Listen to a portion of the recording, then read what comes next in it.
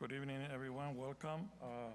So right now, we're coming back from closed session, and then I'll have a legal report out from closed session.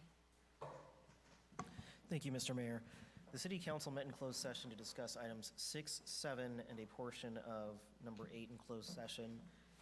As to item number 7, the City Council voted 4-0 to approve a settlement agreement with the plaintiff. Terms of settlement include a $20,000 payment to the plaintiff in exchange for a waiver of claims. A copy of the fully executed agreement will be available through the city clerk's office for review. Finally, the City Council may reconvene into closed session to continue discussion of item number 8. That concludes my report. Thank you. So now we're opening our regular council meeting for January the 6th, 2026 at 7:15. Roll call, please.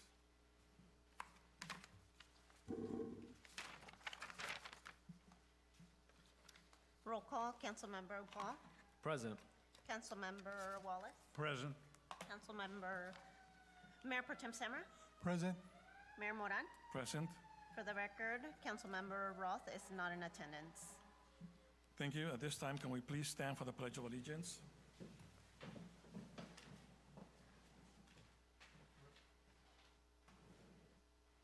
Ready, begin.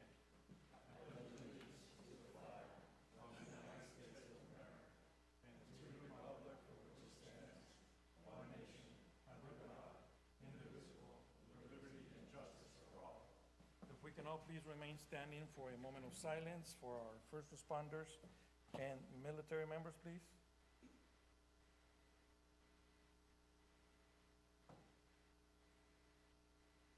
Thank you. May be seated.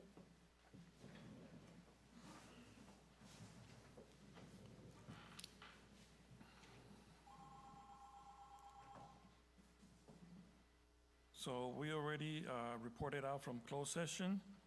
Council, are there any changes to the agenda? Mr. Mayor, Yes. I would like to request, with council's consent, if we can move items number 8 and 9 after the consent, before the public hearing. I have no objection. Council?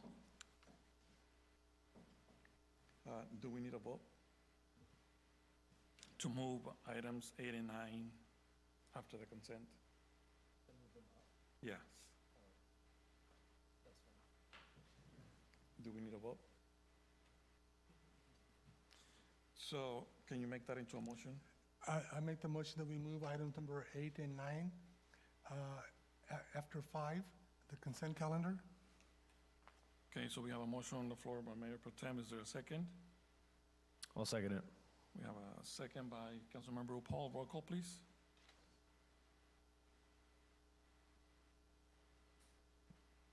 Roll call, Councilmember Roth. Oh, sorry. Councilmember Upal. Yes. Councilmember Wallace. Yes. Mayor Pro Tem Semra. Yes. Mayor Moran. Yes. Motion passed by a vote of 4-0. Mr. Mayor, Yes. one additional change to the agenda for council consideration. Item 11, this is the item that we brought back in relation to a question Mr. Roth had asked a few meetings back related to attorney's fees. Mr. Roth is not in attendance tonight, so I wanted to ask that we move that forward to our next meeting. Council? Do you want to make that as a motion? Yeah, I'll motion to move item 11 to our next agendized meeting.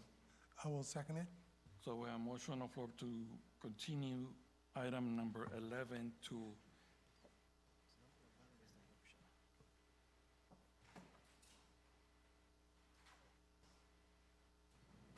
move item 11, which is general discussion on usage of city attorney's office time, to our next meeting for January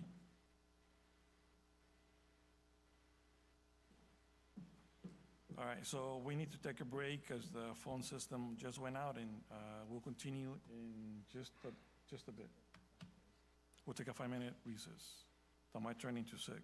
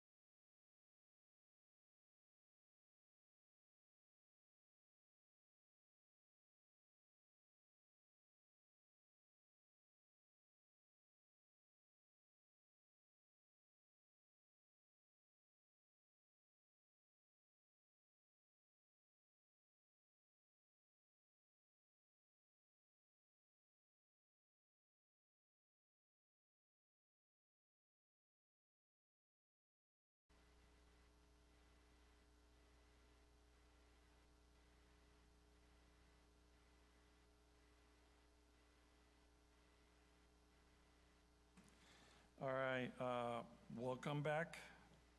Sorry for that delay, some technical difficulties, but we're glad it was just the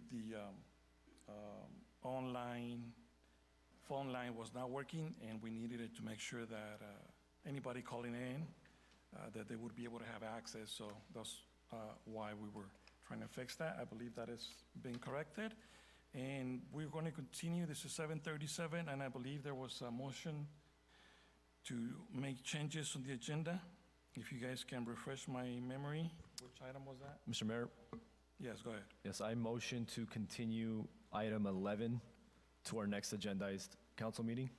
So you're referring to item 11 under the discussion and potential action items, which is the general discussion on usage of city attorney's office time.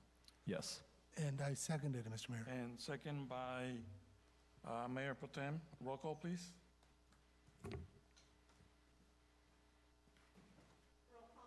Councilmember Upon, Yes. Councilmember Wallace, Yes. Mayor Pro Yes. Mayor Moran. Yes. Thank you. All right, as no other changes to the agenda, next we have citizen comments. This section of the agenda allows members of the public to address the city council on any item not on the agenda. Members of the public, when recognized by the mayor, should come forward to the lectern and identify themselves. Comments are normally limited to 3 minutes. In accordance with state open meeting laws, no action will be taken by the city council this evening. So at this time, this is citizen comments on items that are not on the agenda. Is there anyone on the phone at 7:39? Hearing none, coming back to the chamber, is there any citizen comments in the chamber? On any items not on the agenda, please step forward and state your name for the record.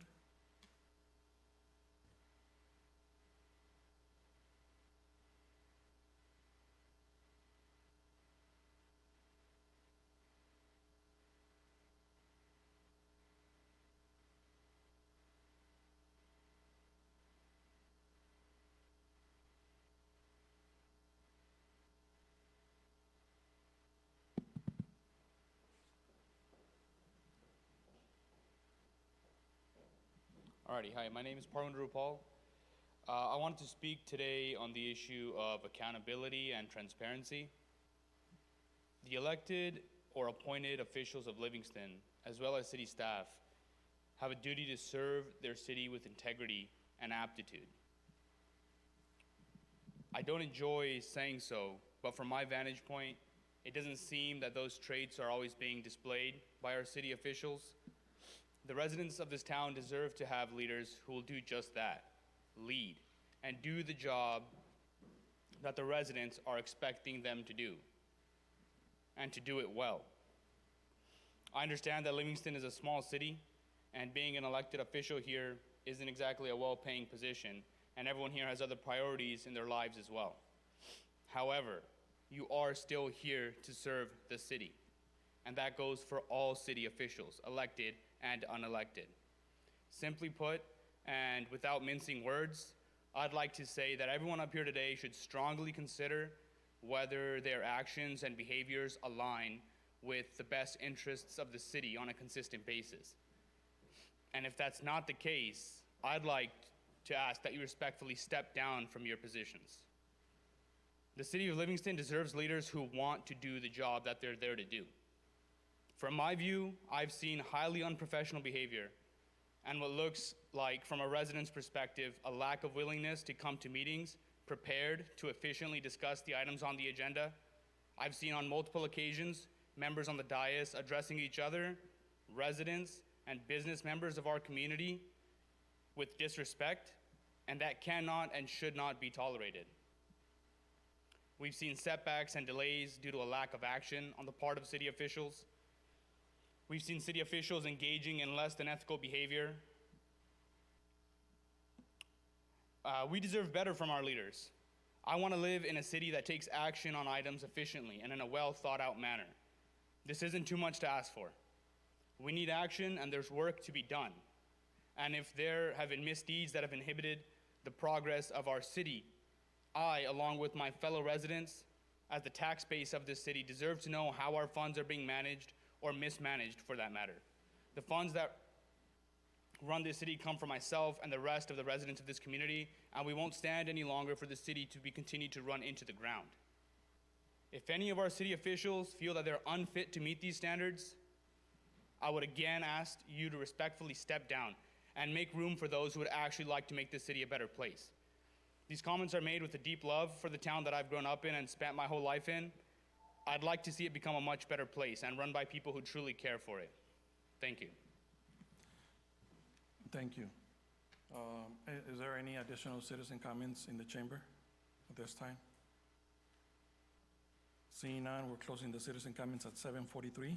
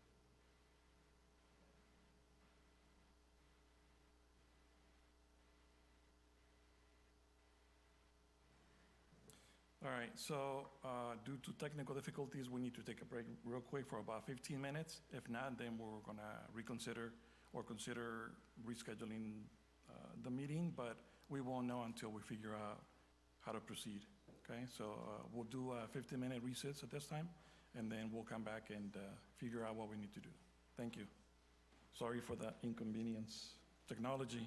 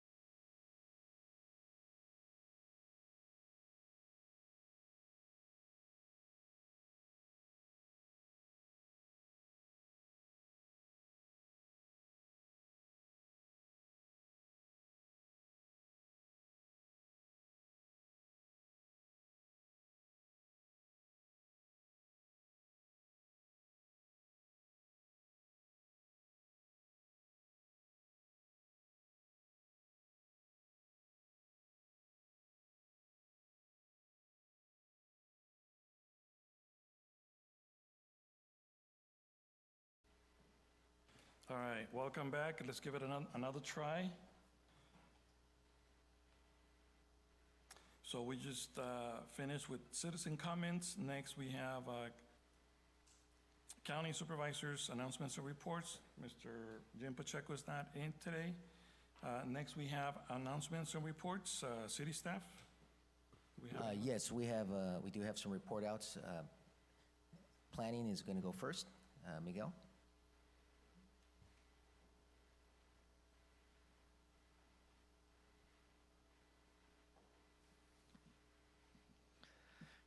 Good evening, Miguel Galvez, Contract City Planner.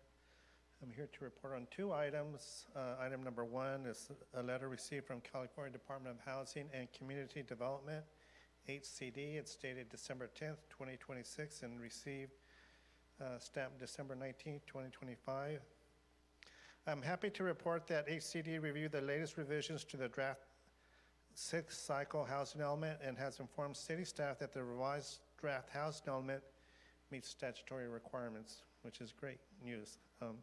However, the housing element cannot be found in substantial compliance until the city has completed and submitted the necessary rezones to meet the regional housing needs allocation.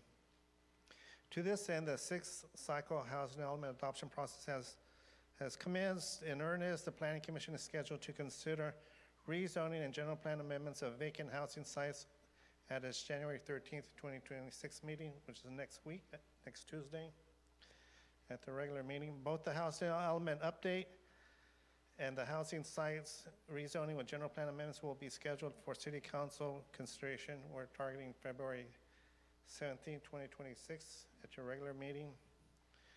In their letter, HCD also provided a reminder that federal, state, and local regional funding programs are often criteria that need to be in effect for compliance of any grants and things like that. Overall, the update process commenced in late 2023. After 4 iterations with HCD, we have reached a significant milestone in drafting the 6th cycle housing element for consideration by the Planning Commission and City Council. A copy of the letter has been set in front of you on the dais this evening. That's my first report. The second report is in follow-up to the Symbiom presentation. If you may recall, at the November 18th City Council meeting, Ms. Leila Benajamali, CEO of Symbiom, presented the Symbiom Accelerating Permit Issuance Program. Basically, it's a building permit program for performing automated compliance checks on rooftop solar installations with the ability to issue building permits instantly. The intent of this program is to reduce time and resources needed for reviewing and approving small residential rooftop solar building permits. I investigated the proposal a little bit further.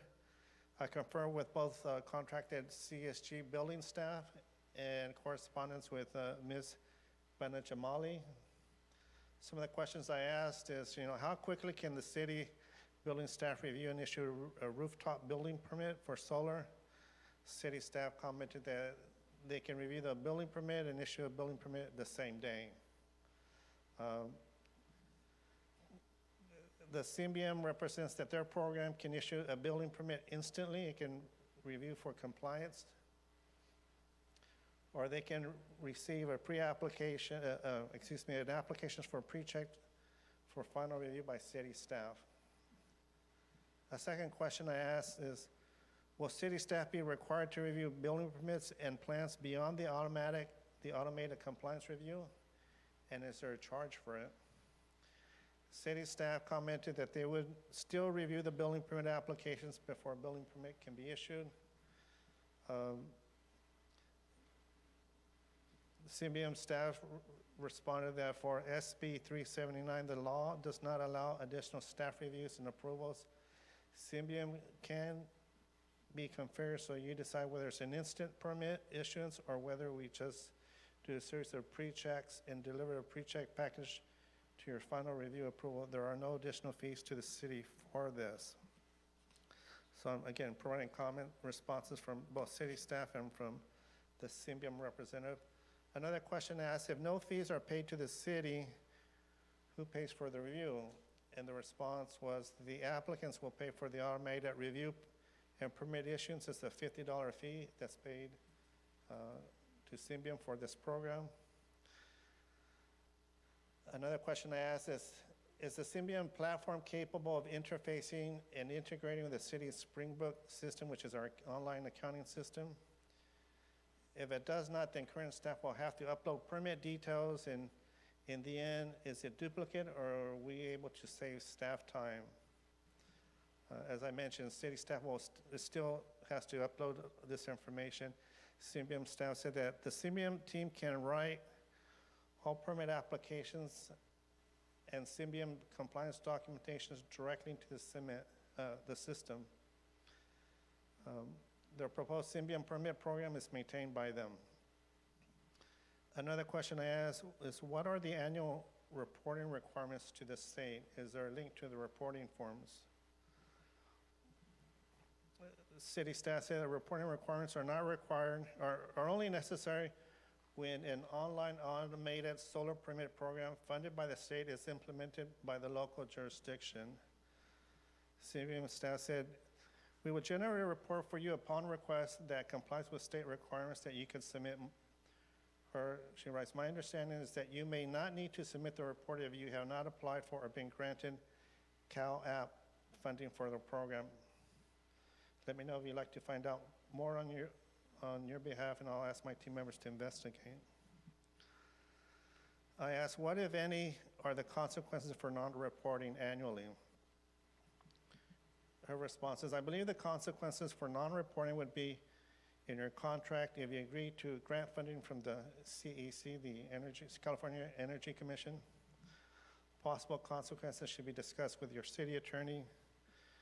What I have heard about non-compliance with Senate Bill 379 is possible lawsuits from solar contractors and homeowners who are intended beneficiaries of SB 379, the instant solar permitting law, and restrictions from state funding. Again, please consult your city attorney. In speaking with city's contracted building permit staff, CSG consultants, they report that their experience, they work in multiple jurisdictions. The smaller jurisdiction that they work at is Custine. There's other jurisdictions, I think Atwater is also involved. Their experience is that not all resident solar permit applicants use the online permitting. So you got a choice. You can submit online or you can go directly through the process, and it's not always used. The automated system is not always used where it's available. In conclusion, staff sees that the automated online permit review and issuance permit program is duplicative with current procedures and only required when funding is obtained from CalApp, which is the California Automated Permit Processing Grant, for which the city has yet to apply. If the city were behind in reviewing building permits, especially for rooftop solar permits, I can see the city looking for solutions such as an automated review and permit issuance program. At this time, I do not believe there's a need for it. If circumstances change, then staff can reach out to service providers for assistance through a request for proposal process. However, the council would like to pursue this service provider at this time. I would be happy to arrange for additional follow-up with the Symbium CEO, Leila Banijamali. That concludes my report. So I'm available to respond to any questions. Thank you. Council, are there any questions at this time? Seeing none, thank you very much, Miguel. Appreciate it.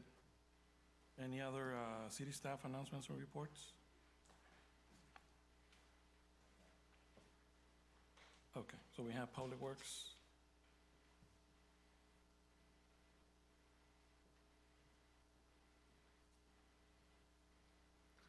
Good evening, City Council, members of the public. I just got one quick PSA, public service announcement for our residents. Jilton will be picking up Christmas trees this week and next week. They'll be picked up on your regular scheduled pickup day. For specific requirements, you can visit the Public Works social media page, and we have that posted on our Public Works page, because there are other requirements. It needs to be left in the front yard by the curb, and no metal skirts or stands on it. That's all. Thank you. Council? Mr. Mayor? Yes, go ahead. Anthony, just a quick question. Lately, every time it seems like maybe I was just more tuned to it, but on Campbell under the bridge, the road's been closed. Is there a reason why? I don't remember it being closed so much. Is it because of heavy rains or Pump failure. pump failure? Yeah, we Is had that what some it pump was? failure that took place over the holidays. That with the large amount of rain that we had, just flooded that area out. Staff did pump that down and send the pumps in to get inspected, and they're going to be reinstalled tomorrow, and hopefully that's going to alleviate the problem. Okay, thank you, sir. Yes, sir. Council, anything else? I just want to give your department a big thanks, because this is the first year in the last 5 years that I didn't have any need to be out there with my rake, Directing traffic. cleaning out the drain screens. So, and I didn't get too many phone calls. So, that's a good sign that everything was cleaned and you guys did all the pre-work prior to the rains and stuff like that. So, No, that's great. Kudos to the guys. They did a great job in preparing for these storms. thank you. All right. Thank you. Thanks. I don't see any other city staff Reports, city manager announcements and reports. Yes, Mr. Mayor and council and public. A couple of things. One, as part of our, I had mentioned a little bit in the past about our, economic development initiatives here in town, and we talked about, trying to find investors in different, categories. One of those categories was, hopefully trying to bring in some, a green fertilizer plant here in town. Number two, we were looking at some high-tech housing manufacturing as another possibility. And third, looking at trying to attract within the city of Livingston a data center, but a data center that somehow, some way would incorporate some type of community benefit agreement so that over the life of the project, the city would and the community would receive, some benefits. In addition to the more, usual, we've been working with some of the property owners, commercial, industrial property owners, to look at other possibilities. I've also mentioned to them about the possibility of them attending one of the annual ICSC conference up in Vegas in May, so that they can pitch, their properties, and so hopefully they package something together and decide to attend that. So working with them on that. And then one other item mentioned, we were talking to the mayor. I know there's been quite a bit of discussion about, not enough soccer fields here in town, and trying to see if we can squeeze another soccer field somewhere.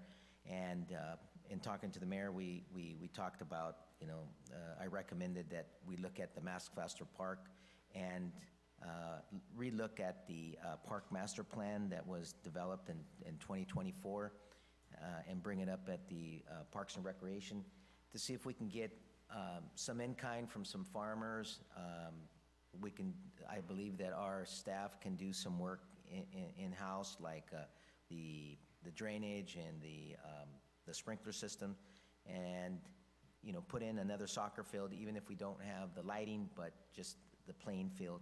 So hopefully that's something that we can achieve this year in 2024, because I know there's a big need out there for that. And that concludes my report. Thank you.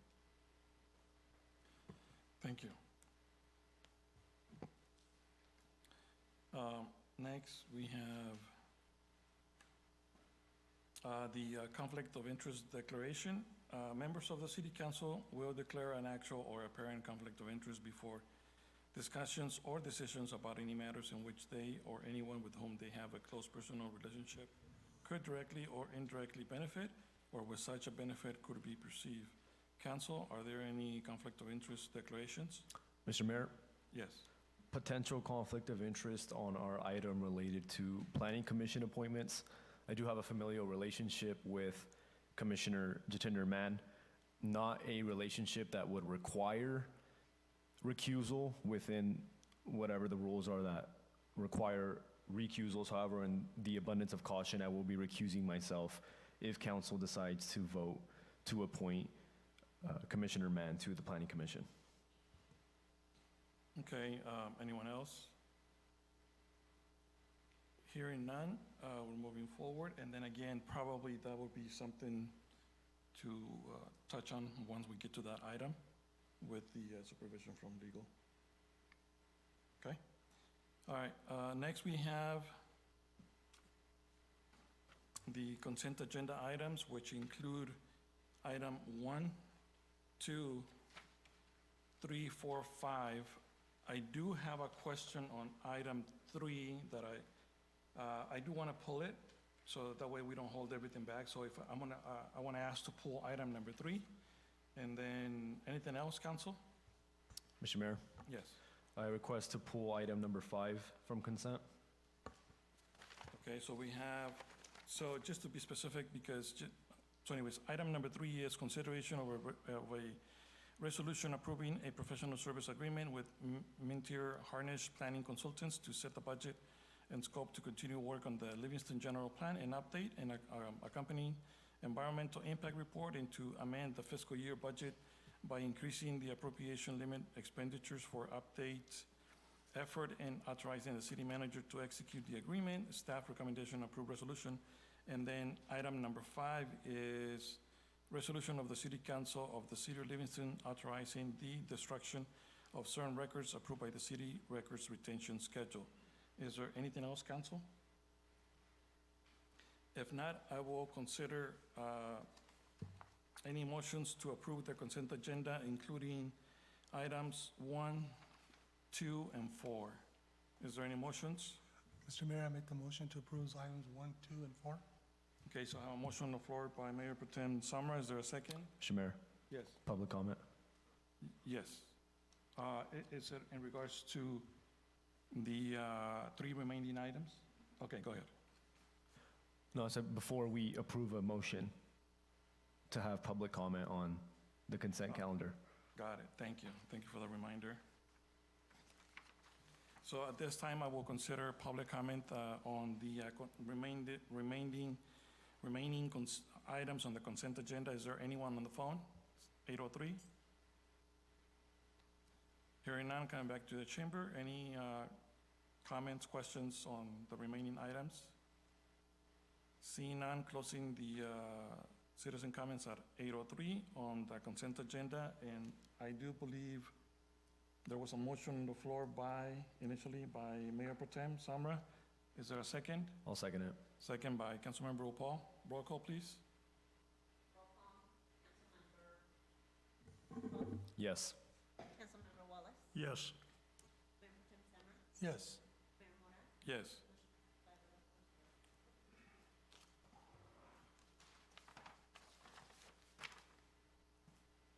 Okay, so we're going to hold on those items until after items 8 and, give me 1 second.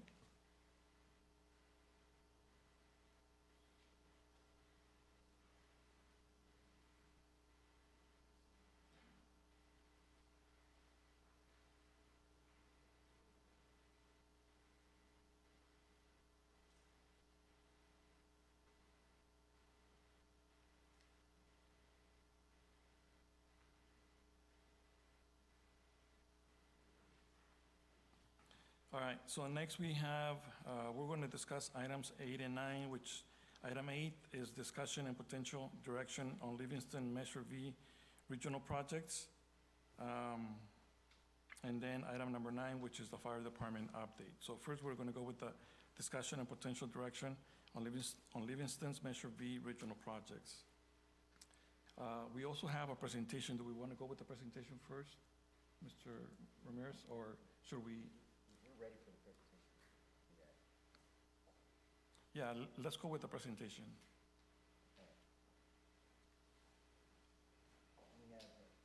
We have Stacy Guzman, our MCAG Executive Director, that will be joining us. Thank you for being here, by the way.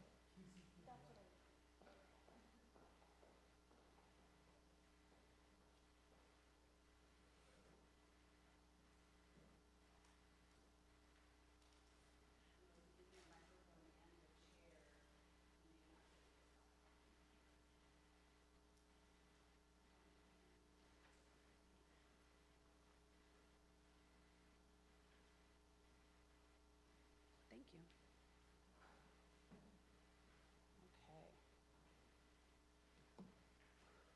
Okay. May I begin? Great. Well, I could if I was ready. Thank you, Mayor Moran. Good evening to you and members of the council, staff, and to the Livingston community. As mentioned, my name is Stacy Guzman, or Guzman. I am the Executive Director for the Merced County Association of Governments, and I'm here to provide you with an update on Measure V, which, believe it or not, it has been 9 years since the Merced County voters passed the measure. There we go.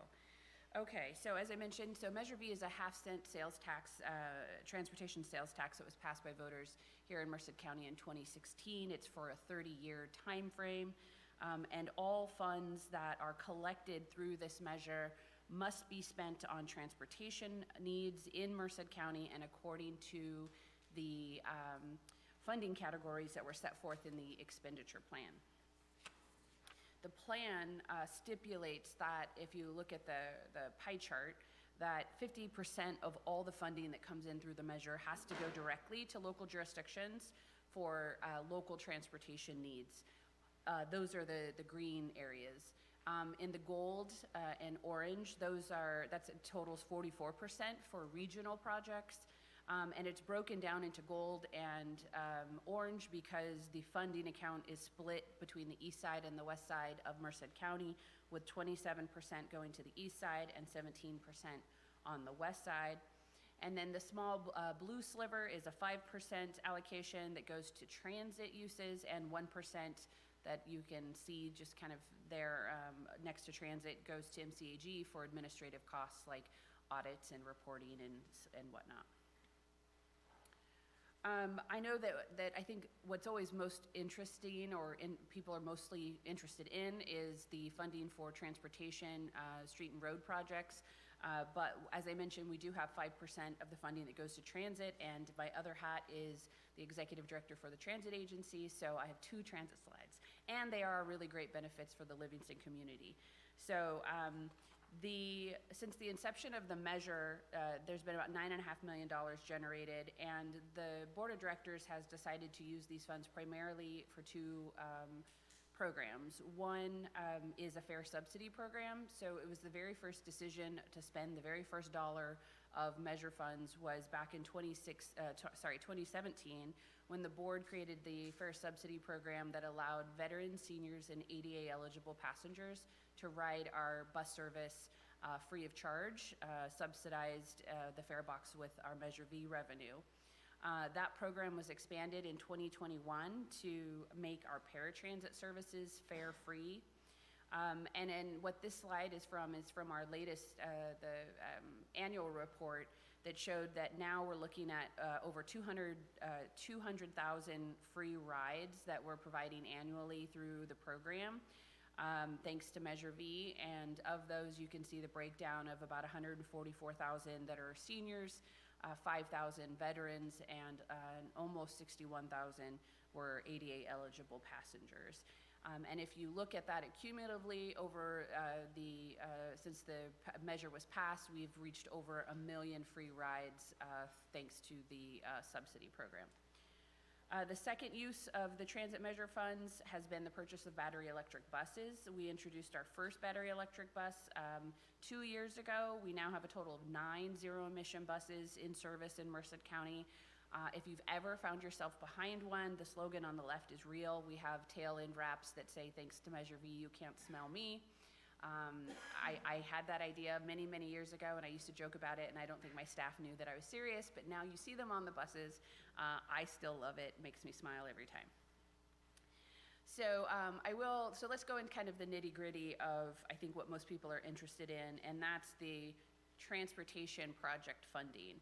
So there's going to be a lot of numbers here, so I'm happy to answer questions or go back to slides, but I'll do my best to lay it all out. So in 8 years, which is what we're talking about in terms of our total revenue since the inception, the Measure V program across the county has generated $191 million. This is $70 million more than what we were estimating to be at this time when we passed the measure in 2016.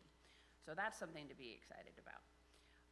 And as I mentioned, 50% or half the revenue, which is $95 million and some change, has since then been allocated out to our 7 local jurisdictions by formula, and the city councils of each of those jurisdictions, or the board of supervisors for the county, get to decide how those funds are spent locally, so as long as they're being spent on transportation projects.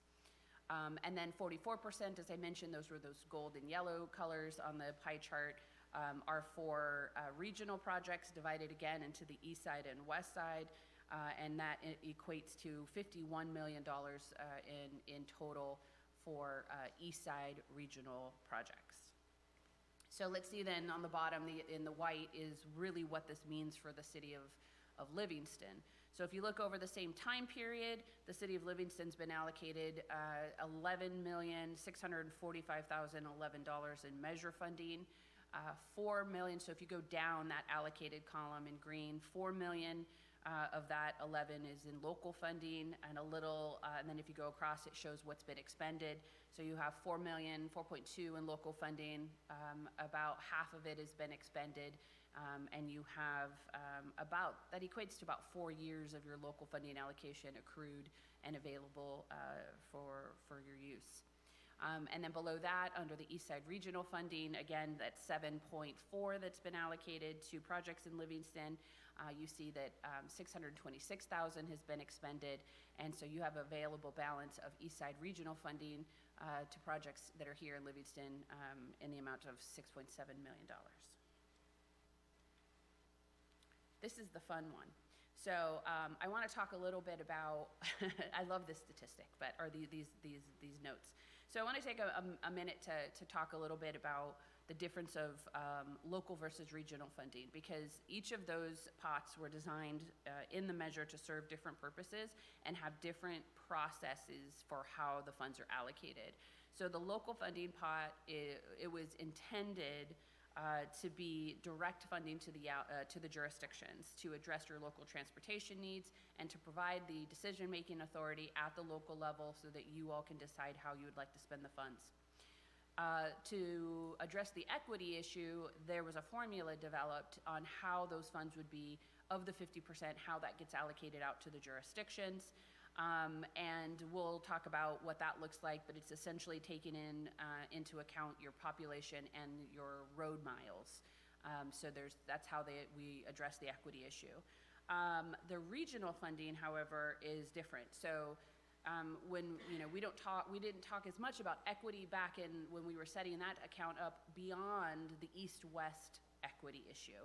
Some of that maybe have been around the MCAG circles for a while, are familiar with that nuance, that balance of making sure that while most of the population's on the east side, you have 99 on the east side, that we're ensuring that proper investment's happening on the west side of our county, particularly in our rural areas.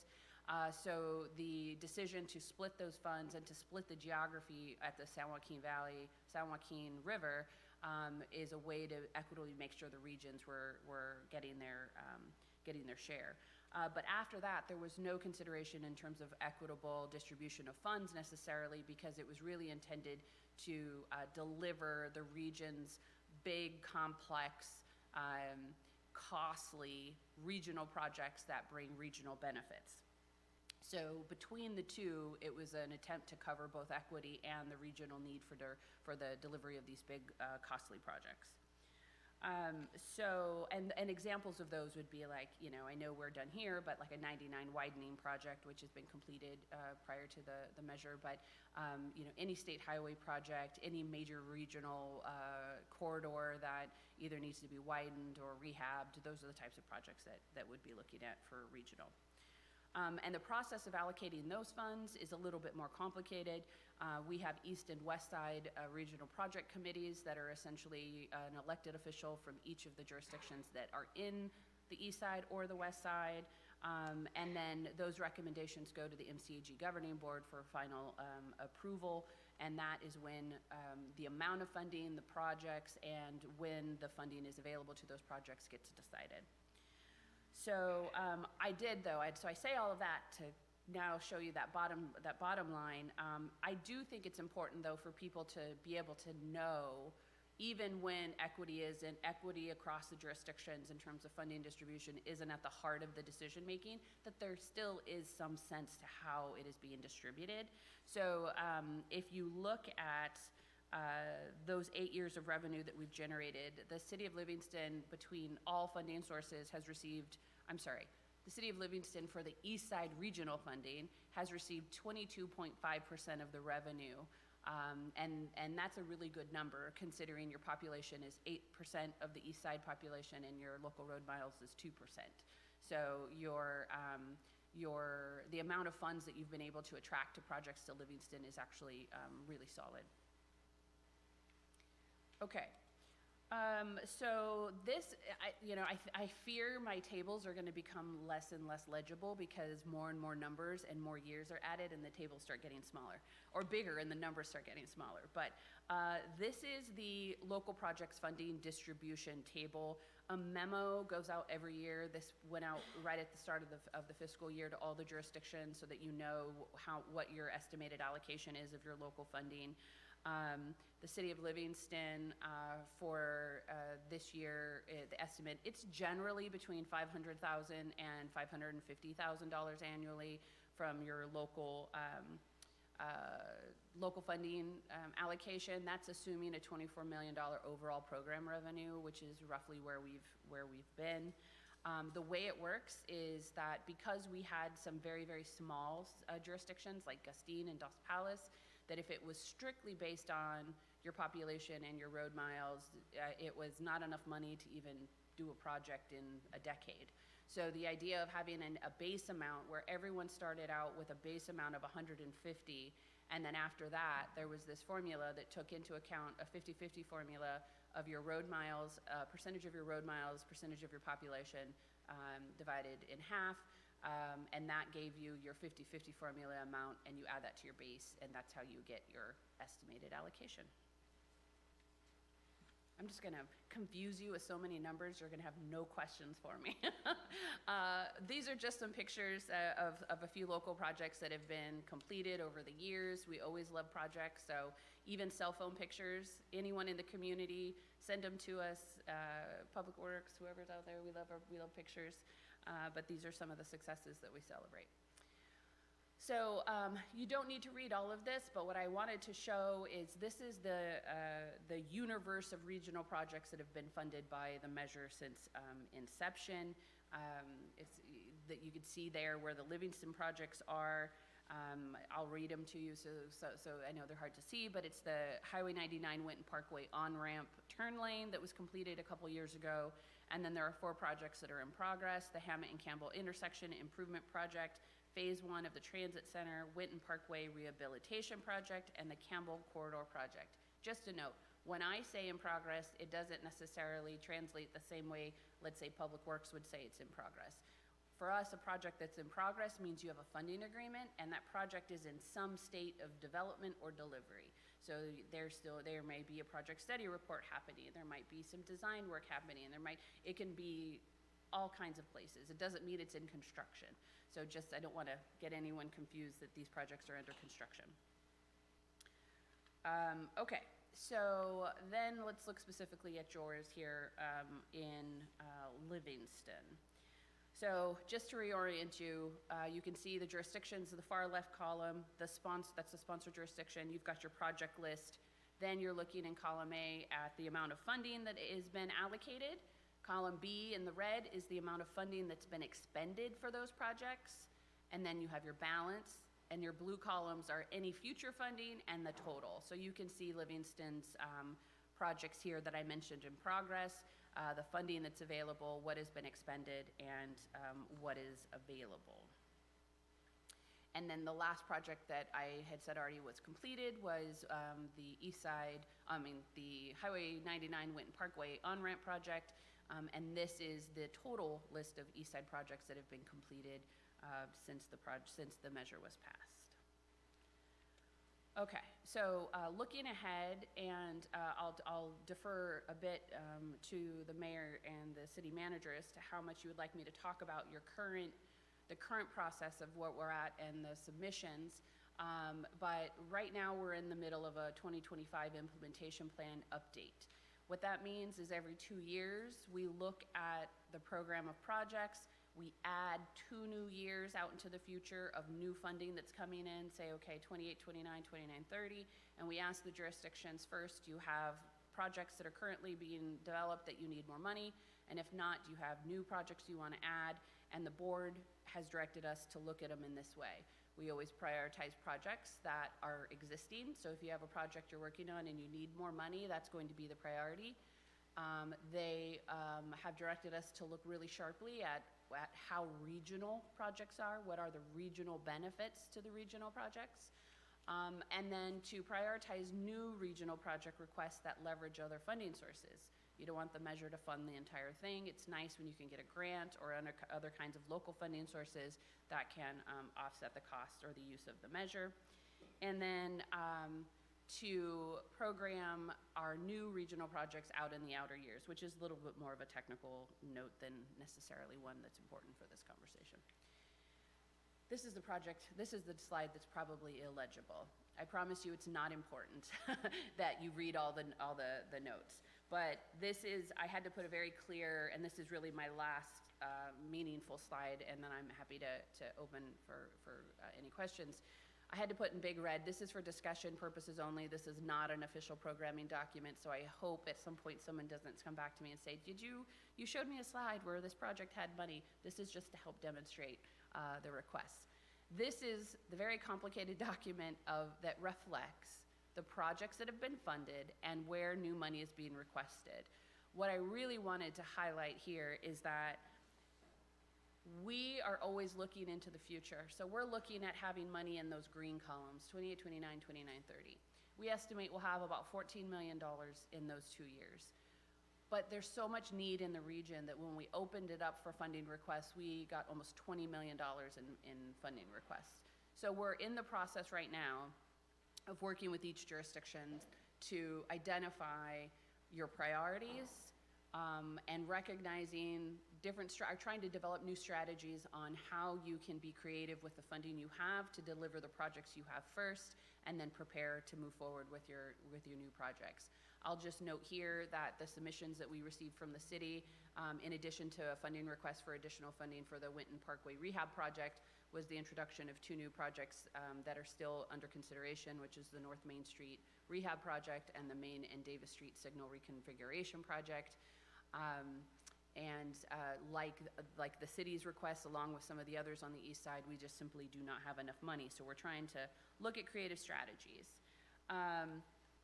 I think that unless the mayor would like me to speak more about some of the ideas about moving some of these funds, I'm happy to go into that, or I can just say, if you want more information about anything I said, you can go to our website. And I'm happy to answer any questions now, or at any time you can contact me at that phone number and email address. I'm happy to have any more conversation for both the members of the public and the council as well. Yeah, thank you very much, by the way, for being here, Stacy. One of the other aspects that I would like to share is that we as our own municipality, we have to advocate amongst our peers for projects that we would like in our respective communities. So it's a combination of educating our colleagues about our area and looking at the bigger picture. So when we look at specific projects, we look at, do they meet the definitions that, the program itself puts forward? And so sometimes we got to blow up the map to show the regionality. And so there's 4 projects that we, put forward, and we're going to have, I believe it's July 12th? January. I don't know where I got July. January. I wish it was July, but. Yeah, January 12th and early in the morning. So staff plans to be there. Not sure if Mayor Pro Tem Sermo is able to make it. I know he's working in the schedule.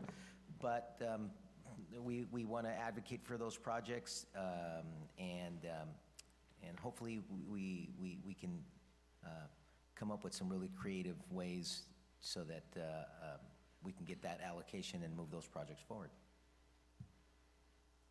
And there's more information that we have to go through in regards to this item, but I think you really did a great job at explaining, because some of the main questions that I had from people out in the community was, what is the difference between the east side, west side? You explained the division, or the dividing, which is the San Joaquin River. That'll be the west side, and we're on the east side, and so on. And the amount that has been collected since then, which is great. And especially to hear that 90 is, what was it, 70 or 90 additional $1 million in regards? 70. 70, right? So that's great. If you can allow us to go through the rest of the information that we have, and then, because possibly there might be some additional questions that might come up, unless council has any questions at this moment? We're good? Would you like me to stay here to Yes. answer? Okay. If you don't mind. Yeah, no, not at all. Normally, we have coffee and cookies, but we forgot them this time. That's okay, I But, don't need any cookies. so thank you for the presentation. I know that even though some of us, or most of us, have been part of a lot of meetings in regards to Measure V, there's always so many numbers, and sometimes it's hard to keep up. So, thank you. And part of the item in regards to this was, item 8, the discussion and potential direction of Livingston's Measure B regional projects. As it was previously mentioned, there's 2 different committees, one for the east side and one for the west side. And those committees meet, which is going to, the east side, or actually both, they're going to meet on the same day. Yes. And so there's going to be January 12th. And that's where those 3 new projects that Livingston is proposing, they're going to come up to the committee, and then the committee is going to make recommendations to the entire board. If the committee says, well, after initial discussion, we are recommending this item or none of the 3 items to be considered by the board, that is going to be the recommendation. So I guess at this point, because we haven't really had an opportunity to have that conversation yet, we have 3 items that have been moved forward. I'm thinking that should we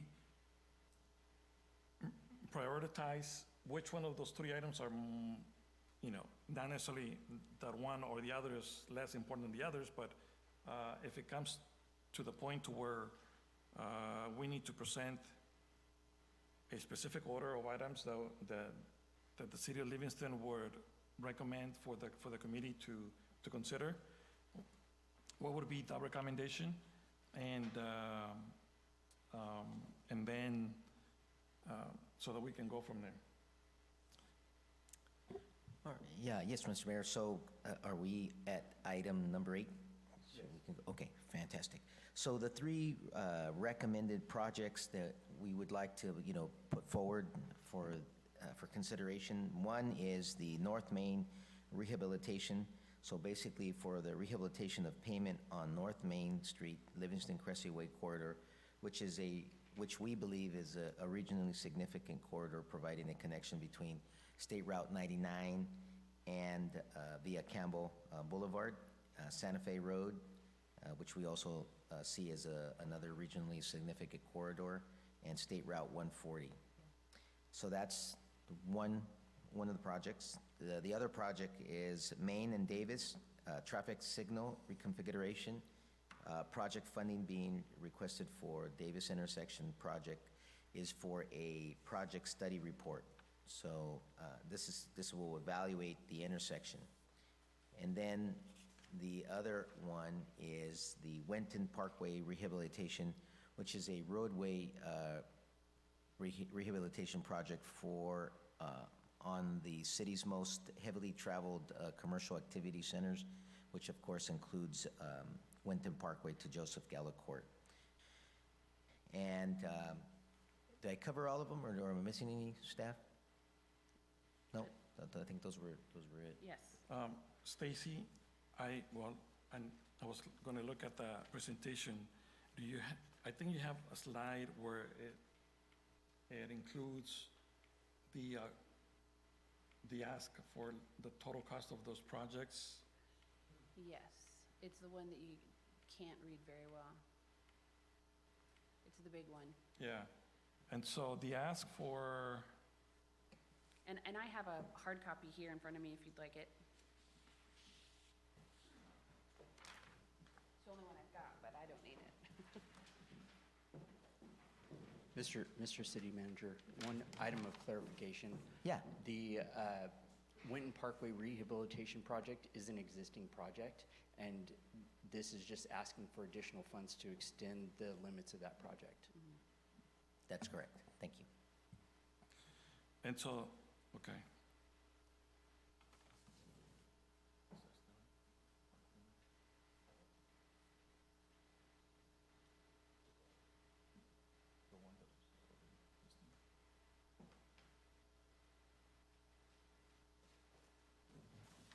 All right, so yes, it is pretty hard to read on that screen, but the North Main rehab total cost, we're looking at $3,788,000. Just to give people out and watching at home a better glimpse of what we're looking at. And then we're looking at the Main and Davis Street signal reconfiguration. We're looking at $225,000. And there was one more. No, that's it. It's the additional funding for the Winton Parkway rehab at $1.4 million. $1.4 million, yes. And so, one of the things that when we're looking at this, I suggest to look at and consider is the amounts, and then also look at which ones could we potentially get done first, or sometimes quicker, because then again, everybody wants to see a project that is completed instead of, okay, well, this is going to be completed in 3 years from now on, or that's just an example. So,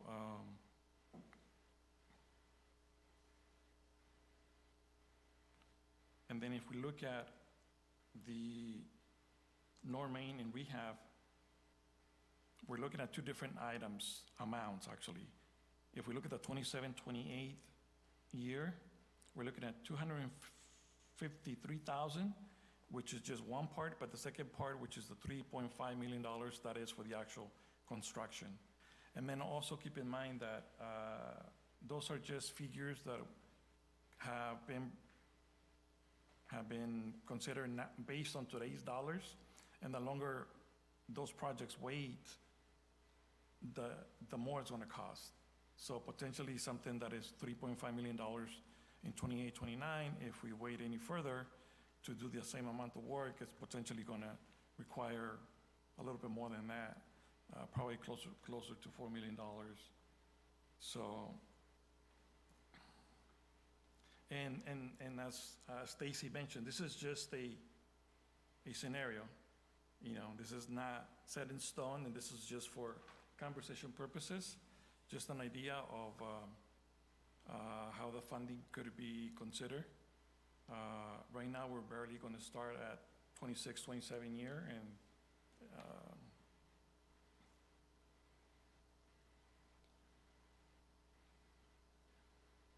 Mr. Mayor, I would be happy to, if it would help for conversation, I'd be happy to make some suggestions based on a programming situation, but I don't want to get ahead of council comment, but just if it Go ahead. helps. Yeah. Okay. So I don't want to say devil's advocate, but I like to look at this from the perspective of balancing what I know the decision makers are going to be looking at in terms of the governing board and the priorities. So to me, your first opportunity is to focus on your Winton Parkway rehab because it's an existing project, which will give it more support automatically because it's existing. It's a standing existing project. You're asking for additional funds to expand the scope. The challenge is that the request is coming before we have new capacity. The request is coming in 27, 28 when we don't have new money to program until 28, 29.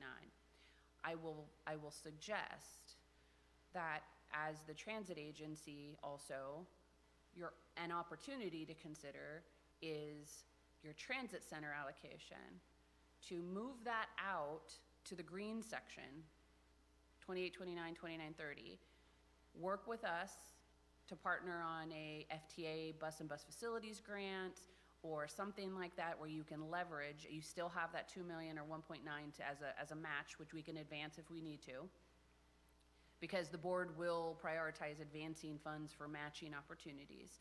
So move that out And that will create enough capacity so that you can make a strong case to hold that 1.4 in the 2020, in the 27-28 year for the Winton Parkway rehab. That would, it doesn't jeopardize any money. It gives you money now to do the project you can do now, and it moves your transit allocation out in a year, and we can, out in the future years, and we can try to use a grant opportunity with the bus and potentially even Caltrans, because I think your facility's in the Caltrans right-of-way. That's an option. And then the other two is, I would just say, I would focus more on the the North Main Street rehab project, because that is the heaviest lift because of the dollar amount. The 225 for a PSR is an easier dollar amount to place. So I think I gave one example of how you could create capacity now by moving something out later and looking for other funds. I think the heavy lift is going to be on the construction dollars, that roughly, I think, $4 million of that's being requested for your new project, and potentially needing to look at that in an outer year where we have more capacity. So I don't know if that helped or made it more complicated, but something to chew on. No, that definitely makes sense. And right now, given that the ACE train, is kind of up in the air, I mean, I'm sure it's one day it will make its way here, but because that has kind of been in delay right now, and the fact that we can leverage some grant opportunities and with MCAG, that the transit center, and then building more capacity when there's more funding, so that we can get some of these other projects, makes sense. Mr. Mayor? Yes, go ahead. Thank you, Stacy. Thanks for bringing that up, because we had that conversation just a few minutes ago. It was one of the suggestions I was thinking about. Does it in any way jeopardize our standings with ACE if that funding gets moved over? Well, I'm not, I won't speak for the authority, but our, Let me answer that. okay, you do that, Yeah, okay. let me answer. So, Mayor Pro Tem, we kind of, because, we thought ahead of time and so forth, and when we were putting this project together, we kind of made it two separate components. And so I don't really think that this jeopardizes it, because we're not, the platform is going to be paid by ACE, and it's separate and apart, but it is part of that area. So we would just basically work towards the transit center and making sure that we meet the needs of the buses and all of that, and the ACE train can dovetail to whatever it is that we come up with Caltrans, because Caltrans has to be part of this conversation as well. And so we're going to meet with Caltrans, we'll meet with MCAG, and we'll configure all of this. Okay, so based on what I'm hearing from you, and thank through the chair quarters, and through our director, that you don't see any anticipation of any heartburns if you were to move that forward, and take that money from transit, move it into the rehab. No, this just means that the transit center construction and all of this that gets delayed a little bit further, but the opportunity here is that we can get more funding and be more creative, and ACE is not gonna, I don't foresee them anything really happening in this time frame. So I think it actually plays to, the long game. Okay, I just wanted to make sure that, for our conversation earlier, that was one of the ideas I was proposing, but I'm glad that you guys already thought about that as well. Thank you. And just to be clear, you would still have a line item in the measure for 1.9 million for the transit center. So if ever asked, you still have a commitment to it, you still have the money there. It's just later.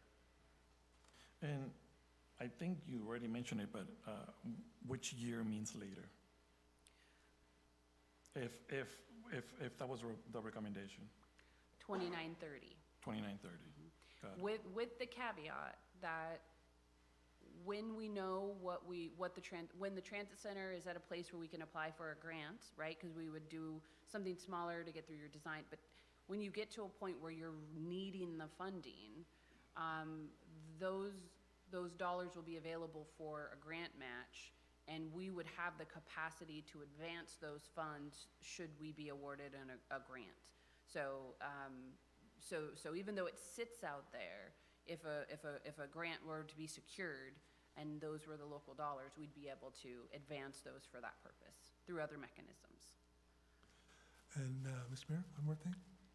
Thank you. And another question I had, and thank you again, Stacy, for answering that, was, I'm not sure how this would work, but if we can do, I know it's a long talk and long ways, but maybe issue of bonds, get some of these projects moving in faster, that where Measure B, would get a bond out and get these projects done quicker, because everything's waiting because there's only so much money that comes in every year. Yes, so it's actually a really timely question. I had a meeting with our bond advisory team today. So it's really about what projects are ready to go. You really need shovel-ready projects to bond. We have two on the east side that are pretty close, but one being AME, which is just about funded, the other being the Black Rascal Bridge project in Merced that has a funding shortfall. And we were talking about what could it look like if we bonded local, like if a jurisdiction wanted to bond their local money and just get all of your local projects done, at once. So it's something that we're talking about. I think it's a conversation of realistically how many projects are ready to go that are on the regional shelf. We have not yet really been in a spot where we've had people. We've had jurisdictions waiting for the money. It's typically been available when you're ready to go to construction, but it is an open conversation. We're gonna have a follow-up with our bonding team and a board workshop in the spring. Yeah, the reason I was and I'm glad you talked about it, was regarding bonding is, bonding could be probably 4 to 6% plus some charges, but the construction costs are going way more than 4 or 5, 6%. So it's actually advantageous to us to get these projects done and then paid off of our future expenses that would have been increasing anyway. Stacy, just for clarification, so if council considers moving the $1.9 million from the transit center to 2930, then what would be the recommendation for the $3.5 million currently on 2829? That's the hard one. If you're asking me from a programming perspective, so Yes. if I'm not speaking to the city and I'm looking at this document, I would say it is the biggest ask for new money. And since the 253 has to stay a year ahead of the 3.5, the way it pencils out is if you move it out to 28, 29, 29, 30. It still shows a deficit, but it's not, it's so far out that the deficit would be, we'd have a few years to address it if we were starting to realize that it was really gonna have a funding shortfall. Because of your contingency component? Yes. Because not all the jurisdictions are gonna be able to finish their projects. I mean, Yes. they hardly Yes. all fall into that. There's this document that becomes static. So this is, when this document here, in whatever shape it ends up being, gets approved, it is now a commitment to the jurisdictions to say, when that fiscal year hits, that dollar amount is available to you. What we keep on our end is a cash flow document. So that looks very different, because when you don't see you don't see all the prior years, all of that money in our document is being rolled to the current year. So we see that there's actually a lot of money in the bank, but what we have to make sure we do is that we still have the ability to honor all the promises that are in this document. But when it comes to deficits out in the outer years, you're right, not all projects are gonna pull those dollars down in the years that they need them. Every 2 years when we go through this, projects get moved out. We use conservative estimates on our revenue, so sometimes we have additional revenue that we didn't anticipate that will add to the bottom line. So we're always a little more comfortable carrying deficits in the outer years because it gives us longer time to adjust. And there's also an opportunity to move those, like, let's just say you put them out in 28, 29 now. In 2 years, you've checked off all these projects and you're ready to go, there's an opportunity then, because now you're an existing project, to try to advance that project, if that makes sense. Thank you. Mr. Mayor, Yes, go ahead. I'd be more than happy to consider moving the transit center funding to a later year if that means we can capitalize on some of that funding now for an existing project like Winton Parkway. Do want to ask the question though, given that that transit center is going to be a huge addition to the city whenever it's built. I've heard things about ACE outside of our meetings, just what that prospect looks like of when they may be able to get here. Can we provide a little bit of a formal, potential, just brief update on what we know about the state of the ACE train and when we might expect it to actually get here? Our last conversation that we had with ACE was that there was going to be quite a bit of funding challenges for them, and so they really don't have, a projected, completion date. However, they're not abandoning the project, but they're going to continue to look for funding. And as you know, the state of the federal side of things and kind of the situation that the state is currently in, we're talking at least, I don't know. Not on this page. Yeah, it's not on that page. It's not on this page. It's really hard to, throw out a date, but not for the foreseeable future is the best way that I can say at this point. Thank you. I think it's important we get that on record before we decide to move anything so that the community's aware exactly when we are anticipating the money to get there. Council, unless you have any other questions, comments, I'd be more than happy to consider moving the transit center funding to a later year, reprioritizing that to a current request, specifically for the Winton Parkway project, and potentially making that our top priority for the January 12th meeting when we make the request to the east side jurisdictions. Let me go out for public comment first, and then we can bring that back. So at this time, 8:49, is there any questions in regards to this item? Is there anyone on the phone? Hearing none, bringing it back to the chamber. Is there any questions in regards to this item in the chamber? Questions, comments, donations? Donations. Okay, seeing none, closing the citizen comments in regards to this item at 8:49, bringing it back to the dais.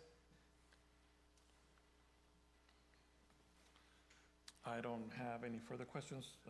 Just so, question for Councilman Rupo. I agree with you that we can move the transit funding to a later date. It doesn't matter, even if it gets 29, 30 or beyond, it doesn't really matter. I don't think it's gonna be here. Are you proposing that we take that money and put it into Wind Parkway rehab or North Main rehab? To Winton Parkway rehab, given that the project is existing, standing, whatever the correct terminology is there. Yeah, I think that's really important, sorry, just a really important, the way I had phrased it is that you're still requesting the additional 1.4 million for Winton Parkway. Right, yes. You're just making it available sooner by pushing out the existing money out later. So you're not moving it, you're not moving the transit center money, that sits there, but it's just gonna be sitting further out, and you're requesting 1.4 of new money, but it's gonna be sooner because of the move. Yes. Okay. I just wanted to make, yeah. What That's, Stacy said, yeah. Yeah. So I have a motion on the floor by Councilmember Paul. Is there a second? well, but before we do that, Go are ahead. you, does that motion also include the 1 and 2 priorities?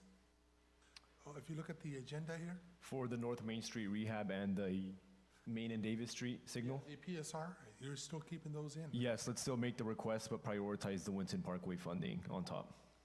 Got it, okay. Can you make that? So I'll make a motion to prioritize Winton Parkway funding during our East Side committee meetings with the other jurisdictions as our number 1 priority, make the North Main Street rehab project our number 2 priority, and make the Main and Davis Street signal reconfiguration project our number 3 priority. So just one second, let me check on something real quick, and then I'll.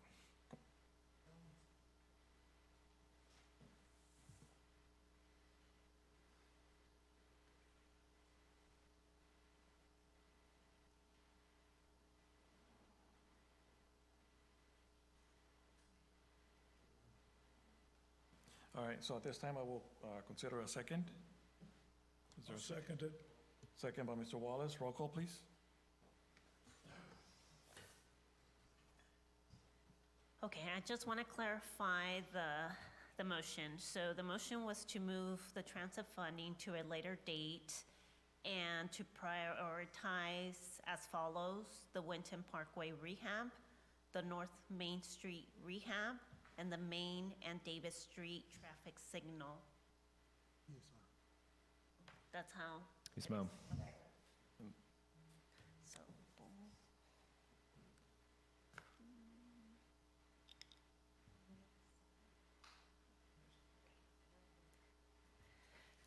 Roll call, Councilmember Upal, Yes. Councilmember Wallace, Yes. Mayor Pro Tem Semer, Yes. Mayor Moran. Yes. Motion passes by a vote of 4-0. All right, thank you.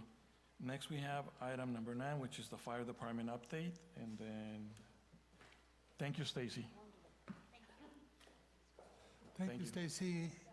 You owe me, I got you out here a little earlier. Stacy, by the way, you're more than welcome to stay if you like for a couple more hours. If not, Usually on our last item, we serve booze. all right. Thank you.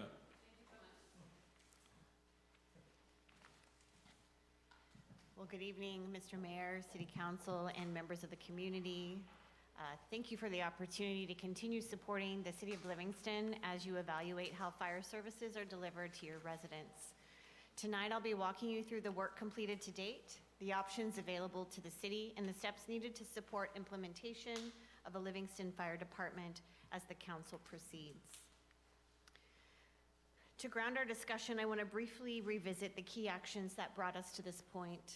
In early 2024, the County Board of Supervisors voted to terminate fire services in Livingston. Since then, your council has taken a series of thoughtful and necessary steps, including policy discussions on the future of fire protection, placing Measure L on the ballot to support public safety funding, and approving an interim cost-sharing agreement to keep Station 96 open while solutions were evaluated. The voters also approved Measure L, demonstrating strong community commitment to local public safety, and the council formed an ad hoc committee to guide the transition planning. From there, our team evaluated the current conditions of fire services in Livingston. First, fire facilities. The existing station is adequate to support a 3.0 staffing and provides appropriate accommodations for both male and female firefighters. It includes sufficient living space, training capacity, and storage. As the city grows, we do recommend conducting a formal standards of cover study to assess the future needs and optimal location of a second fire station. Second, engine replacement. If the city transitions away from the CAL FIRE contract, a replacement is required due to the loss of the county-owned asset. Your council has already taken action to approve the purchase of an appropriate engine. Our team reviewed the available options and supported staff's recommendation. Staffing development plan. This has been our primary area of focus. A significant portion of our work has centered on designing a staffing model that is sustainable, OSHA compliant, and appropriate for Livingston's size, call volume, and fiscal capacity. Finally, chief and training contracts. We have been in active discussions with 2 jurisdictions interested in providing contracted chief oversight and training services. These costs are estimated between $350,000 and $450,000, depending on the final structure and scope. Based on your direction to continue interim services with CAL FIRE during the transition, we put together a 2-year implementation timeline. I know this is small, it is in the agenda packet. Each of the elements on this timeline represents a core function required to safely and responsibly launch a municipal fire department. Staffing is the very first item on this implementation. Equipment, as you can see, I'm a little too far away. Dispatch coordination and mutual aid here. And then we go into your policies that will need to be adopted, and we'll be developing a chapter on different ordinances for your consideration.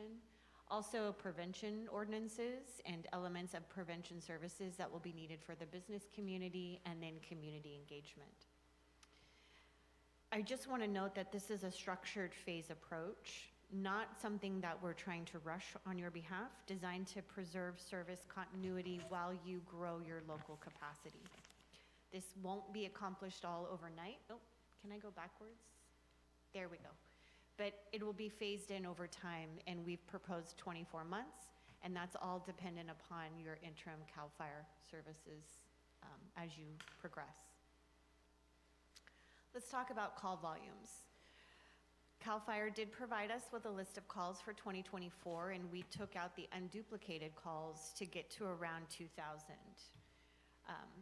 As you can see, there's some key takeaways here, and I'll move to the next slide. Medical calls and traffic collisions represent 71% of your calls. Fire calls were primarily minor events, and there were no major structure fire incidents in 2024. Based on the available information that they provided to us and what we've learned in consultation with some of your paid call firefighters, that represents anywhere from 70 to 80% of those calls took place within your city limits. So what we see here is pretty consistent with what we see across the region in California. Fire agencies today are medical and rescue-driven fire service providers. So now that we understand what type of calls that your fire department will be responding to, we can start building a staffing plan. So we took a look at, to design an appropriate staffing model, we reviewed staffing models at comparable agencies throughout the Central Valley and in Northern California, including Tulare, Red Bluff, and Susanville. Tulare is especially relevant because it recently transitioned away from a CAL FIRE contract into a municipal department. Where Tulare differs geographically, we supplemented some information from Red Bluff and Susanville to ensure that we aligned with your size scale of a city and your operational needs. So here's your proposed staffing plan. It achieves a 3-0 staffing, which is widely considered the base level of necessary staffing for safety and reliability. And I will note that in the future, there will be policy moves by the state to go to a 4-0 staffing. But for now, we think that this is the best way to start with your capacity. And as your department grows and we see ladder trucks and other types of things come into service, you'll have to be mindful of that. But for the foreseeable future, this gets you a really good start. This staffing model also establishes a new classification, and it contemplates a resident firefighter program which aligns with Merced College, creating a structured pipeline of trained entry-level firefighters, complementing your paid call firefighter and supporting their inclusion into the department. I think what's really important for Livingston as it contemplates becoming its own fire department is honoring the legacy of your local residents who have given so much to this community through the fire service. The resident firefighter classification was designed in a way that your paid call firefighters could enter into service through this classification. We also, I also want to share that this shift structure is compliant with modern overtime standards. We're building this with a 56-hour work week in mind. That's something that your CAL FIRE contract hasn't contemplated in terms of cost. And we did that to prevent fatigue and manage burnout and also limit your overtime needs. With a contracted fire chief providing command oversight, which is what your organizational structure here contemplates, the city maintains OSHA-compliant incident command capacity. We also took a look at some sample salary ranges from those benchmarked jurisdictions and asked your finance team to put together estimates for those classifications. Those estimates come in at between $1.4 and $1.7 million annually, and that's at low step to top step. That's what the range in those costs are. Let's talk about resources. Structure has to be paired with adequate resources in order for you to have a sustainable fire department. Your city manager and your finance team have identified potential funding sources, and they include the following. The fire fund, which we have vetted that calculation and your city team agrees is approximately $1 million and is currently being retained by the county. That's a revenue sharing element. Measure L, according to your ballot measure calculation, estimates about 2.3 million, and I think that's once it's fully implemented, you'll see receipts of that nature. And then, of course, the unitary and/or general fund at the council's discretion. We understand that this is where things get a little complicated, and so to guide the conversation, our team provided examples of revenue sharing agreements used by Merced and Las Vegas, both of which return fire-related tax revenue to the agency providing the local service. Atwater also received a similar consideration when assuming responsibility for local fire services. These agreements recognize that when a city bears the cost of fire delivery, it should receive the resources tied to that service. Moving forward. Based on the work completed to date, we recommend these following steps. Bringing forward job descriptions and salary schedules to formally established positions that will make up the Livingston Fire Department. Our team has provided drafts to staff in support of this next step, and we'll work to finalize those and bring them forward if you're ready to proceed.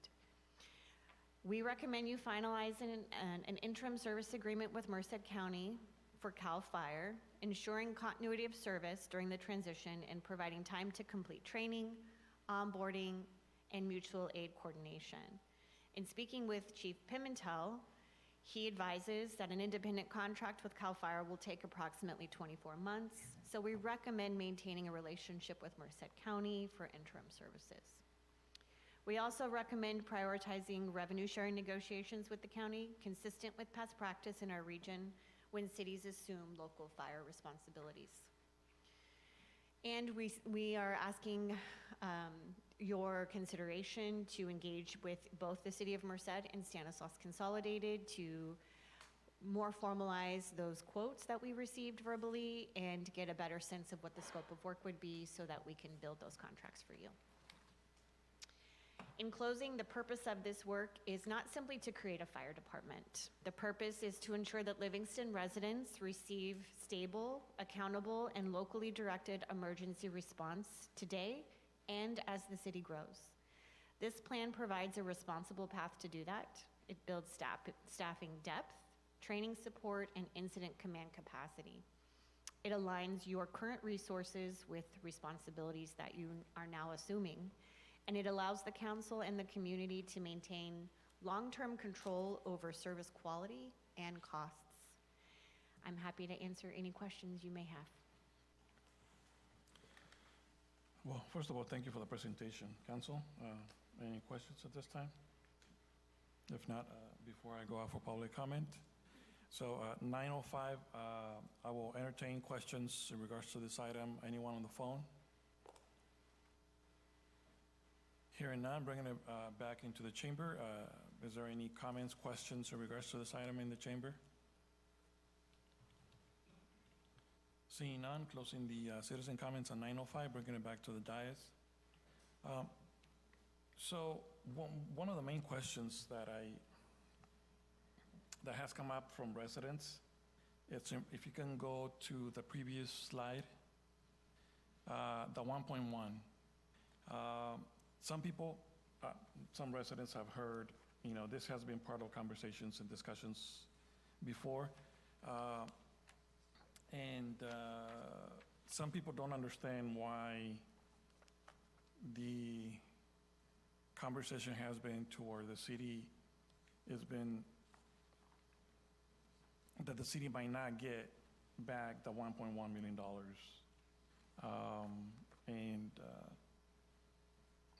I'm not sure if that could be discussed at this time, but how can I explain, Why don't I describe what it is first? Okay, all and right. give people an education on how it Yes. exists Yes. and what elements are within your control.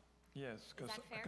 because, and then also, I don't want to go into the gray area to Sure. what is and what is not information that could be shared. So what I have here, actually, council, mayor and council, and those who are in the audience, is a copy of what we call your apportionment for the city of Livingston's property tax. And so each of these elements are pieces that when you get your tax bill, you actually see how much you pay proportionally to each of these special districts and/or. Can you get closer to the mic? Yeah, sorry. Thank you.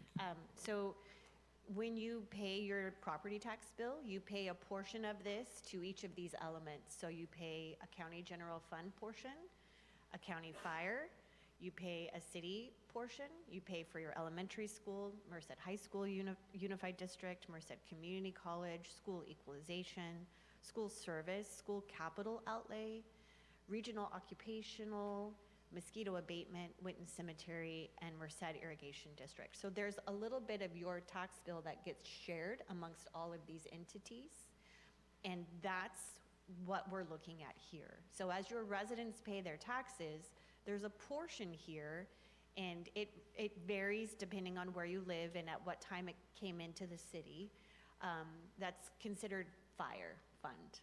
And for the majority areas within the city, it's about 7.5% of what you pay in your taxes. And so that is subject to revenue sharing negotiations. And currently, Livingston and the county have agreed that the county will provide fire service, and in exchange for that service, the city will forfeit the county fire tax. And so now that the county has chosen to make a different decision, it's logical for your council to consider approaching the county to get the resources necessary to provide that service. Is that a good explanation? Yes, that was really good. So, and then, because then the other question comes up, and this is probably nothing to do with you, but, because they're asking, because the last time council had a conversation about how much, when it came time for the conversation to add an additional person into the fire department, because we used to have one person, what we call 1-0, now it's 2-0, and then that additional cost to the city was $750,000. And so the city is paying, to answer the question was, in a way, the $1.1 million plus the $750,000.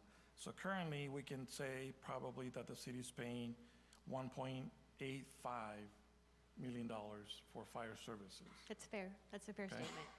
Yes, because that was very easy way for you to describe how we're getting the fire tax. Okay. And I just put this up here so you can see each of these blocks of colors represents 3 staffing per shift, along with commiserate supervision and oversight with layers of different levels of positions, so leadership positions. And so our goal in mind was, if the city is to move forward, you won't be starting at a 2.0, which is actually behind industry standard. You'll be starting at a 3.0 on each shift, and that'll set you up for success at both an industry staffing standard and an overtime scheduling. Yes, and then just for residents to make sure that they understand, and that to make sure that they understand that we are not avoiding. The other question was, if we're paying 1.85 for fire services, the question was, and this is probably not a question for you, but it's like, how much is the county paying for their fair share for the calls being out in the county? So I think that's still part of the discussion that the city of Livingston is having with the county. And so I don't think there's a straight answer, because I don't have an answer, but I think the county is the best place to ask the question. So anyways, just to make sure that the residents understand that we are addressing, but there's no specific answer. I don't think that we have a specific answer right now. That is still part of the conversations that we're having with the county on what that fair share could be, because yes, you are right. The city fire department is answering to calls out in the county, and how much is their fair share that they should be paying? That is what the conversation that we're having right now. So, council, are there any other questions, comments? at this time. Mr. Mayor, I just want to say thank you for a great presentation. It was very good, well thought out. Appreciate that a lot. So at this point, Mr. Mayor, do we make those recommendations now, or do we need to bring this forward at another meeting? So we're asking for your consensus this evening to start taking the actions as a consultant that we can take, and the other actions will be part of, on your city administration. So if you are happy with the direction we're going, you'll see job descriptions and salary scales come forward. And then I know that there's work being done on the other items with your city administration. And So- we will start to do the work on your chief service agreements. Thank you. Yeah, so, Mark, because the way it's agendized, let me go back. The Yep. brief description is just fire department update. We aren't looking for a formal motion this evening. We're just looking for your direction. Got Yes. it. Perfect. That's correct. Yes. Thank you for We clarifying. want to make sure these Yes. 4 things are in line with your direction, your policy direction. You tell us that tonight, and we will continue to do the work. Mr. Mayor, Yes, go ahead. I'd agree that the recommended next steps are in line with our policy as it relates to the item. And Mr. Mayor, Yes, go ahead. I will agree with Councilman Rupo that those are good directions to give to staff and consultants. Okay. Mr. Wallace? Completely agree with those 4 steps. Got it. Same. I think we're all on the We're same page. Great, thank you all. Thank you. Ms. Dietz, please tell Chief Parker that we said thanks as well. Yes, Appreciate your time. and keep him in your thoughts. He's been ill this winter, and he's come down with pneumonia, so he gives his sincere apologies. He couldn't be here this evening, but he has been sick. Yeah, thank you. All right, so now we're going back to items 3 that we pulled from the consent agenda. Now, yes. Yes, item 3. I actually had, I pulled that item. Let me get my notes here. And I think there was some questions for Miguel, and I apologize for not sending those questions earlier in the day. I normally do that, and just, it's been a pretty crazy last few days. But anyways, there was one question that was brought to my attention, and I wanted to be able to make sure that we answer that question. This is a new contract. Initially, we had the first contract back in 2020, and then I believe that was a 3-year contract that extended it to 2023, and then after 23 to 25 was an extension. And then the other question was, what was the amount of funds that were, I guess, if you have that amount, that contracts cost for the last 5 years?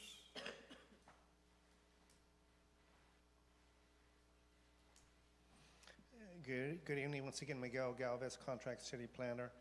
The total contracted amount for the general plan update preparation of the EIR totaled $695,438. The initial contract was for $611,540. That was executed, approved by the council in January 2020. There was amendment that was done in 2022 that increased the budget amount by $83,858. Initially, the contract period was from January 20 to 2022, and there was an amendment to extend the contract to June 30, 2023. And with amendment number 2, which was the additional $83,000, it extended the term to September 30, 2025. At this point, the contract has expired, and so a new contract is necessary to continue work on the general plan update and the accompanying EIR. And then this contract is for 3 years for, The contract that is for the completion, it's up to 3 years, but we anticipate that the effort will be completed by November 2027. So in a couple of years, we should be done. Yes, and then up to, try and look for the amount here. The current budget that we're looking at right now is in the it's in the staff report. 456,768. Got it. If you want to know what the current balance is or the current expenditures up to date, we can ask the finance director who's here and prepared to speak to that. Got it, no, so it will be up to 3 years, up to 456,768. Correct. Got it, okay. Those were all the questions that I had at this time, but I will entertain any other questions from council, if any. So at this time, I will go out for public comment. Is there any questions on the phone in regards to this item at 9:17? Hearing none, coming back to the chamber, is there any questions in the chamber in regards to this item? Seeing none, closing the citizen comments at 9:17.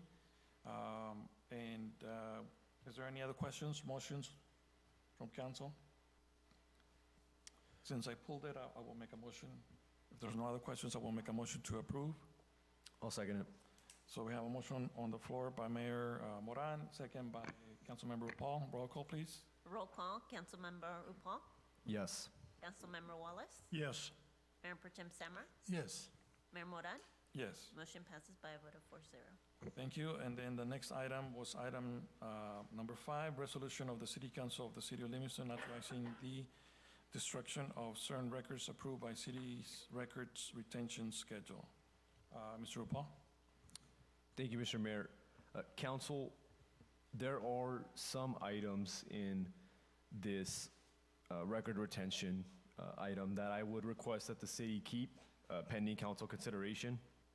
So a couple would be agendas and staff reports, tapes and recordings.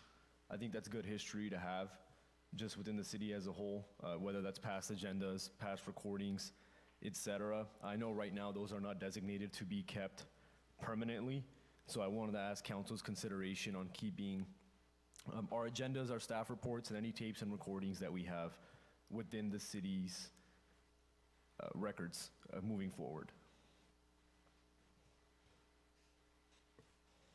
Council, any questions? Staff? Yes. So those items are currently saved as PDF. So this is destruction of basically like handouts that we give you guys at the dais and stuff, or the copies that we have at the counter or at the back desk. So Mr. Mayor? Yes. So, there, we have digitized, everything digitized? So we do have all agenda packets are on our website and available. We also have them on our Laserfish system, and the recording as well. We have, we keep the recordings. I mean, they don't get deleted. So, approving this, if we approve it the way it is, those items will still be retained. Just the paper will be removed or destroyed. Does that go for the older reports as well, like stuff that gets back into the 90s? We have stuff on that online. Unfortunately, I don't know what happened to the agendas back in the years. I mean, I don't know. I don't know what happened to them. Happy, would be great if you kind of give a little bit of, for the public's, you know, information, a little bit of background on this item, how this all came about.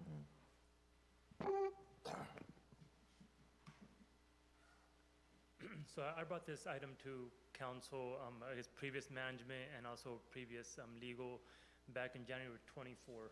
The reasoning why I'm bringing this up is we currently have 2 C-vans at Public Works, a 40-foot C-van and a 20-foot C-van that's basically taking up a lot of space, and they're both full with all our documents from all the different departments. Both storage containers are maxed out. Our storage room at City Hall is full as well, and currently staff is having to store old files in boxes in their offices as well. So I know this item went back to council for approval back in April of 2021. And since then, we haven't basically kind of done any of the purging for any of the city files. So this is something that I'm recommending that we move forward with it due to lack of space of the items.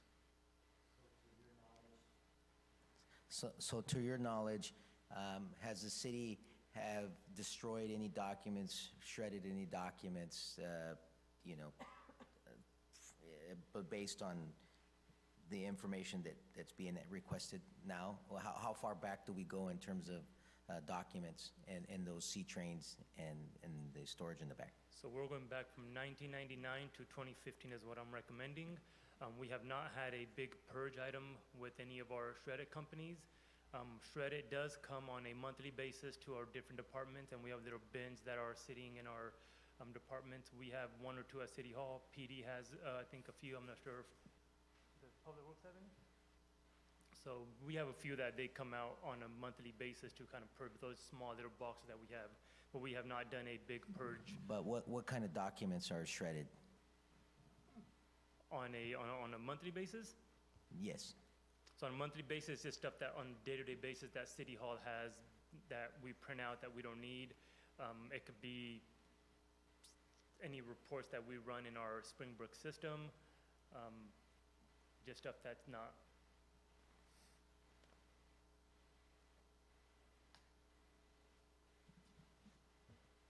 Thank you. Another question, Happy, when it relates to some of the other items that we have within the city, specifically finance-related, whether that's accounts payable, warrant registers, agreements and contracts, purchase orders, or travel reimbursements, do we have digital copies of a lot of that stuff as well, going back several years when we've been online? Yes, so currently we digitize a lot of our items, copy of checks, invoices, and stuff like that, due to it made it a lot easier for me to work with our auditors on it. So basically, instead of if the auditors ask for copies of items, we should go find them, make copies of them. This way, we're doing them before we actually file the checks and the invoices. So right now, yes, they are being digitalized right now. Okay.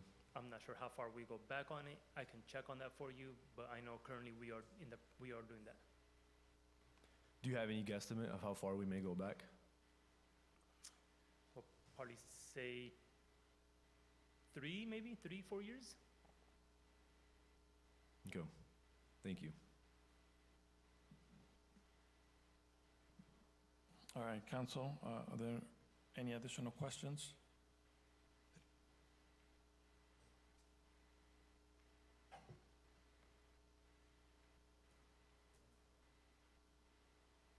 Okay, I just need to double check, see if I haven't gone out for public comment in regards to this item at 9:24. Item number 5, is there any questions, anyone on the phone? Hearing none, bringing it back to the chamber. Is there any questions, comments on this item? Seeing none, closing the citizen comments at 9:25, bringing it back to the dais. Any additional questions, comments, recommendations, motions? Mr. Mayor, I'll motion to approve. I'll second it. So we have a motion on the floor by Councilmember Paul, second by Mr. Wallace. Roll call, please. Roll call, Councilmember Upal, Yes. Councilmember Wallace, Yes. Mayor Pro Tem Samra, Yes. Mayor Moran. Yes. Motion passes by a vote of 4-0. Thank you. Next, we have public hearing. Waive the second reading and adopt ordinance adding a new chapter 121 to the Livingston Municipal Code to implement the California Uniform Public Construction Cost Accounting Act. I'm not sure who has this item. Hello, this is Joaquin Vasquez online. Can you all hear me okay? Yes. Go ahead. Great. Happy New Year, Mayor Moran, Council.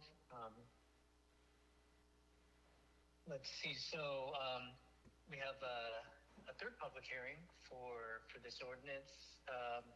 The limited focus this evening is consideration of a second reading and adoption of the ordinance implementing UPCA with the framework previously directed by council. As you may recall, at the November 4th 2025 meeting, the city council directed that it wanted UPCA implemented, including adoption of an aggregate $150,000 cap on the no-bid UPCA projects so that repeated awards to the same contractor would come back to council for review. Subsequently, at the December 16, 2025 meeting, council added a second safeguard. This was a per project cancel review requirement for UPCA projects over $25,000, even though state law allows projects up to $75,000 to proceed without competitive bidding. So together, these two measures ensure that while UPCA provides efficiency for routine public works projects, the city council retains direct oversight of higher dollar amounts and cumulative spending. Importantly, these are approval controls, not bidding requirements. So keep in mind that UPCA governs when competitive bidding is required. Council decides when it wants to review projects, and that direction is already in place. So there is no new policy decision before the council tonight. This action would simply formalize the ordinance, so the city would formalize approval of the ordinance. And if adopted, the ordinance would become effective in 30 days. That concludes my presentation. I'm happy to answer any questions. Thank you. Thank you, Joaquin. Council, is there any questions at this time? Seeing none, I will go out for public comment. Is there any public comment on the phone in regards to this item at 9:28? Hearing none, coming back to the chamber at 9:28. Any questions in the chamber? Seeing none, closing the citizen comments at 9:28, bringing it back to the dais. If, are there any other questions, comments, motions? Mr. Mayor, Yes. last time that we discussed this item, and you mentioned this in your slides as well, there was discussion of a potential sunset provision and/or a reporting policy. I would like to note that council did not include any of those recommendations in the actual motion that was introduced later that night, so I wanted to flag that for you in case you have any intention on considering those. I'm open to discussion. Specifically, I would like for the city to move forward with a reporting item, not necessarily a policy. City of Merced, I was looking through their staff reports a couple weeks back. They do something every month, their first meeting of every month, where they have a standalone item in their consent calendar, similar to the way we have our warrant register, where they list all contracts that were awarded under their Public Works Authority and under their general authority. Just a simple list of who got the contract, how much was spent, and they have that list going down designated either way. I would be interested in having something like that. We don't have to do it every month potentially, maybe we go bi-monthly, quarterly, but I would like for council to consider having an item of that sort that would come up for future agendas. Thank you, Mr. Paul, for bringing that up. Yes, both of them were part of the conversation last time, and it was just, there was so much information that was shared. Mark or Joaquin, could we still move forward as recommended? And if we just need to add those two items, including the sunset of 1 year, that's what we talked about last time, and then a monthly report? I'm having a hard time hearing. I think the question is, can you move forward tonight and add direction for a sunset and a monthly report? Is that correct? Yes, that is correct. Okay, so I think let's take a step back and look at the structure here. So the ordinance, for lack of a better term, is funky in a useful way. How is it useful? At the last meeting, the resolution that you all adopted, or at least the majority adopted, baked in the safeguards that were discussed. They are not in the text of the ordinance. So what does that mean? That means that you can, at any future meeting, implement a resolution that that replaces the prior one with the 2 safeguards, and you can add on the sunset, you can add on the monthly reporting. That's in your discretion relative to that resolution. Why is that information and safeguards, why are those in the resolution? Because there are instances like this where folks may want to tweak things, you may want to make adjustments on the way, and it's easier to do that with the resolution that you only consider once instead of doing that in a 2-meeting process through an ordinance. My recommendation, therefore, is that you adopt the ordinance, which has a reference to the resolution I was talking about, and direct staff to come back, if there is a majority and consensus, to come back and revisit the resolution so that you can consider the 2 safeguards that were discussed that are baked into the resolution, and also any other changes like have been discussed. But for purposes of what's before you this evening, I recommend that you adopt and approve the 2nd reading, and if there's direction to bring back a resolution to consider some of those additional safeguards, then that be brought at a later date. Thank you. Thank you. Council, any comments, questions, recommendations? Mr. Mayor, I think Mr. Vasquez made a good suggestion that we pass this and then agendize it for the feature item for modification or discussion. Is that a motion? Yes, sir, it is a motion. Okay. Is there any additional comments or questions before we move on with the motion? Seeing none, so we have a motion on the floor by Mayor Pro Tem to approve as recommended and then come back at the next meeting possibly, or just at a future date? Future date, give it to staff to prepare and bring it to us. And bring it back with sunset information of 1 year and the monthly report from staff. Is there a second? Mr. Mayor, Yes. I'd second it, but I don't like the monthly report, because if we just said it could be a monthly, bi-monthly, or quarterly, and we need to decide that at the next, when this item comes back, instead of saying now, we want to do monthly. Mr. Wallace, the motion is to bring the other items at another date. Yes.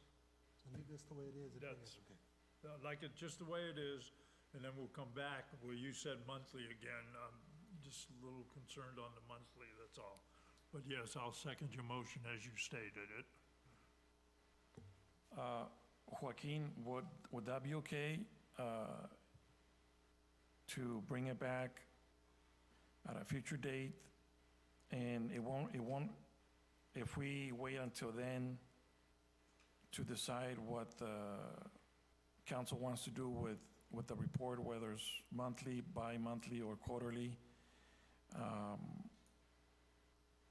can that be decided at that time without having to bring it back one more time?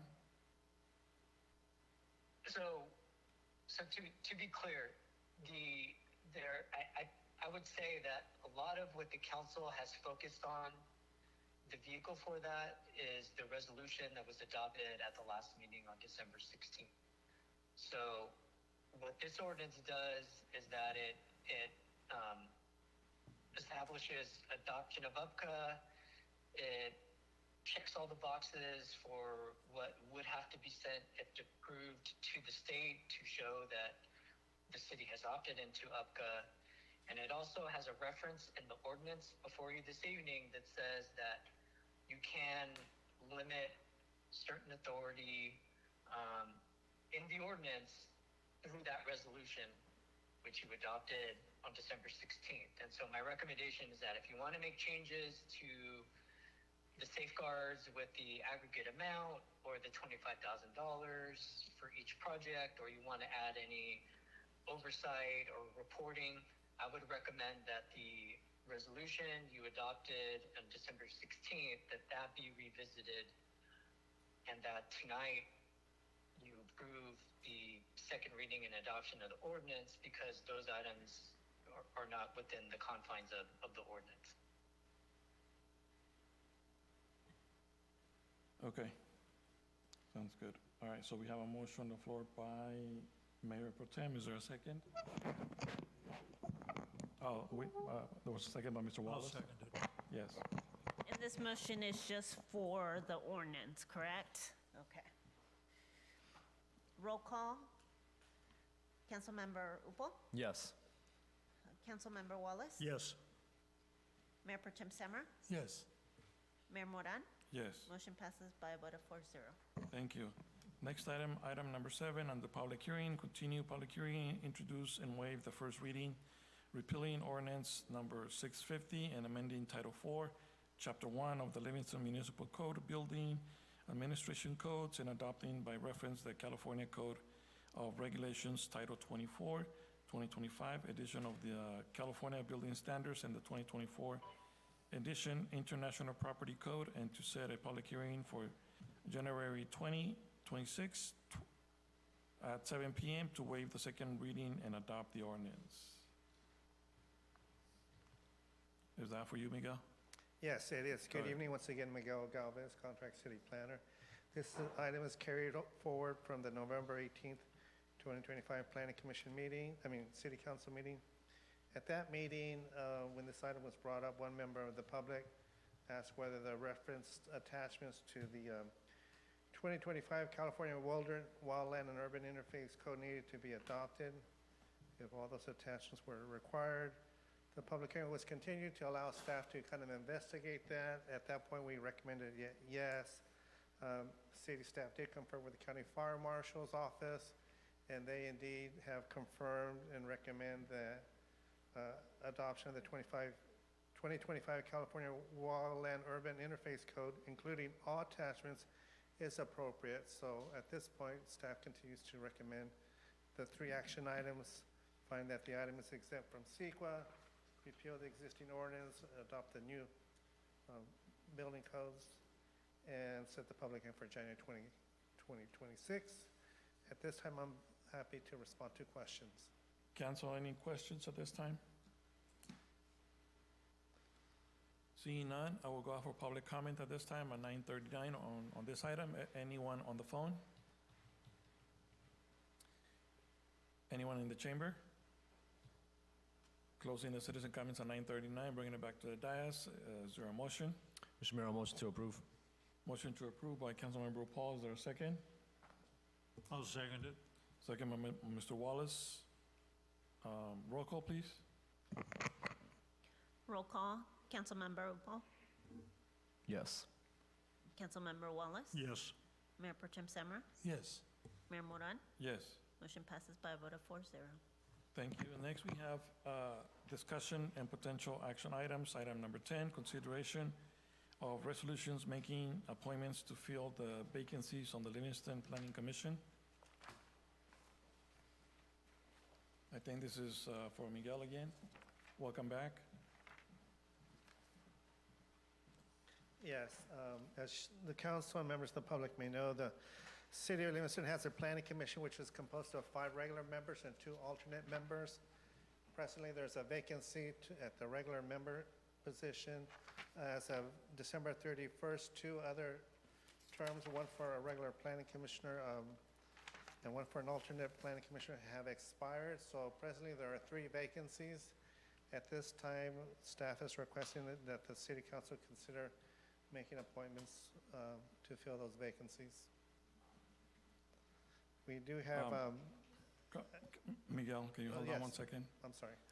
Mr. Paul, earlier you mentioned that you might going to consider recusing yourself. If council would like to motion to appoint Commissioner Mann, I will recuse myself. I think he'll do a great job, but in the interest of caution, I will not be voting on his appointment. So maybe if we are going to vote for 2 different individuals, we do 2 separate motions. I'm not sure if that would work, but if need be, I'll recuse myself entirely.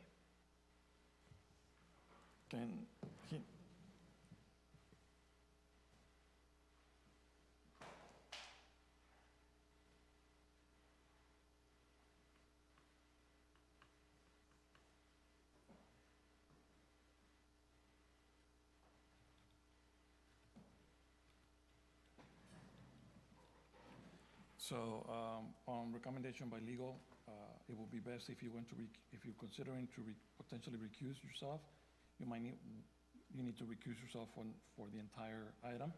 Yes, if not, then you can stay, then, thanks. I'm sorry, I was going to add, for the record, we have three Miguel, persons. Oh, hold on, sorry, hold on. we're going to wait. Hold Okay, on, yeah. sorry about that. That's okay.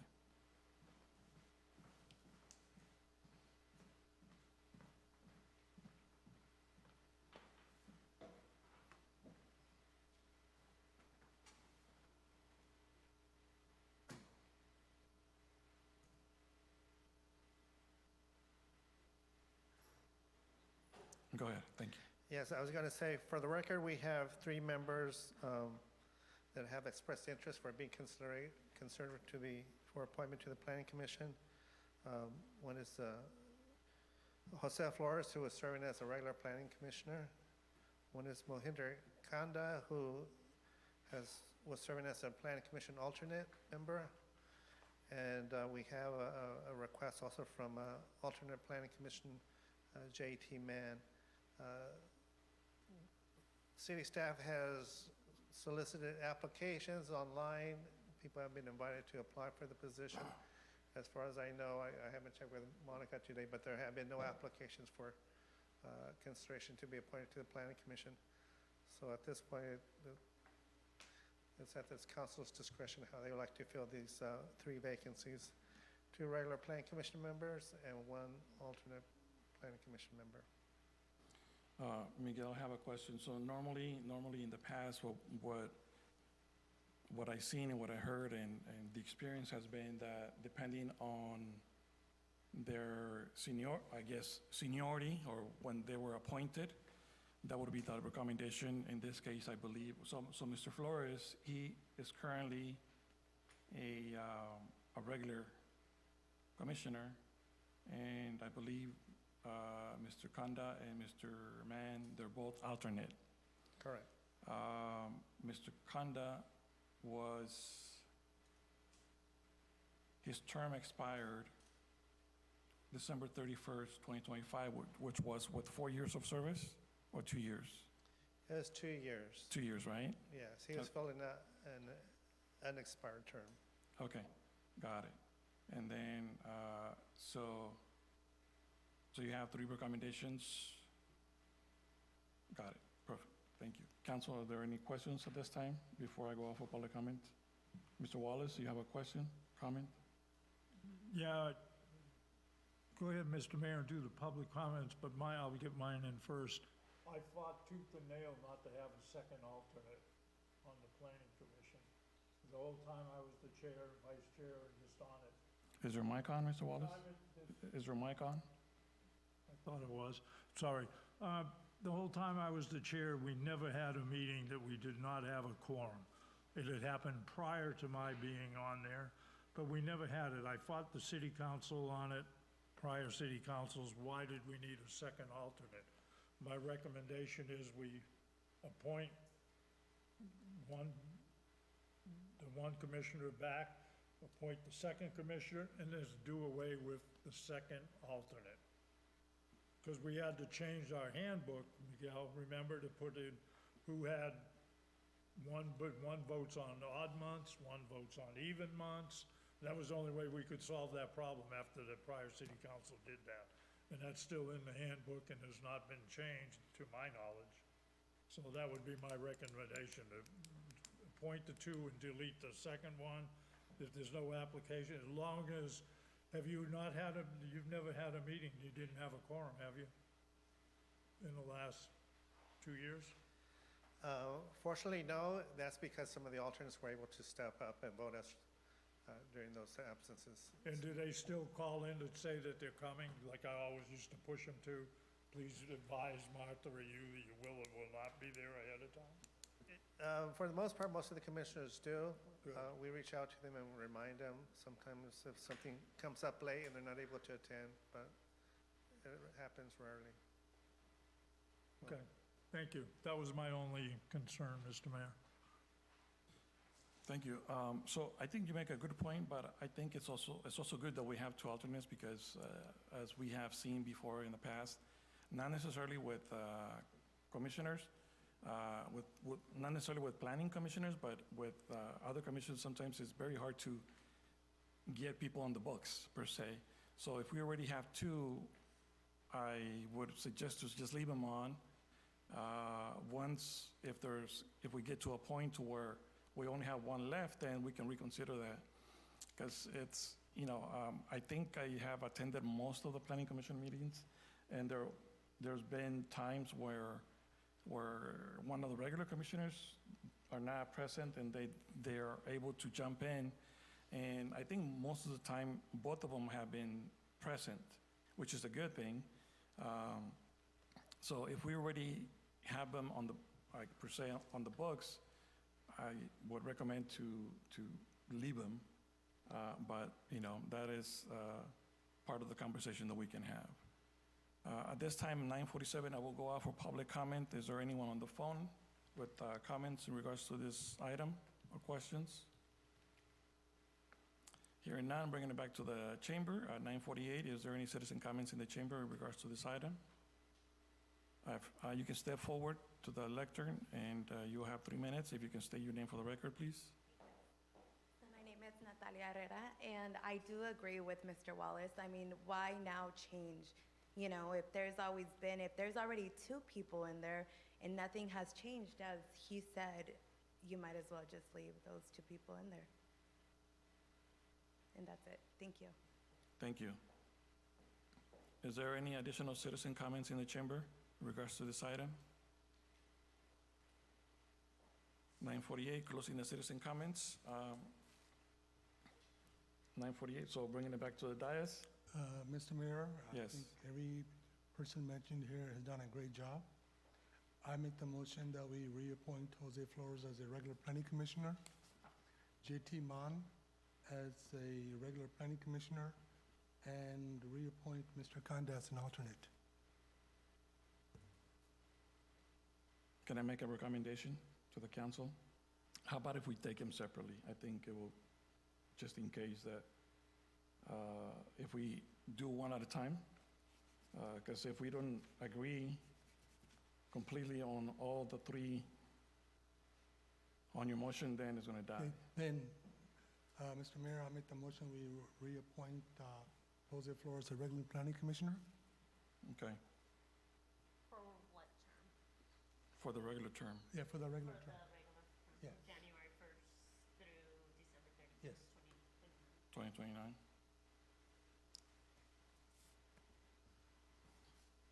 I'll second that.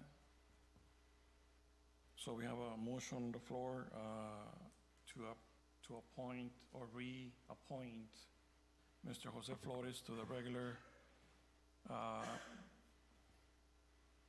position from now until 2029. Roll call, please. Roll call. Councilmember. Wait. Oh, Yes, that was, yes, go ahead, I'm sorry. Councilmember Wallace, Yes. Mayor Pro Tem Samar, Yes. Mayor Moran. Yes. Motion passes by a vote of 3-0. Mr. Mayor? Yes. I make the motion that we appoint J.T. Mon to fill in the vacant position vacated by Mr. Castillo. Okay, so we have a motion on the floor. Is there a second? I'll second that, Mr. Mayor, the moving J.T. Mann from alternate planning commissioner to regular commissioner. Okay, roll call? Roll call. Councilmember Wallace, Yes. Mayor Pro Tem Samar, Yes. Mayor Moran. I will say no, only because in the past we have done, we have gone with whoever has been on the position the longest. And, I would like to continue doing that. So for that purpose, I will say no. Both of you guys are doing a great job. And I just want to follow the precedent that has been in place for all these years. 2-1, yeah, passes.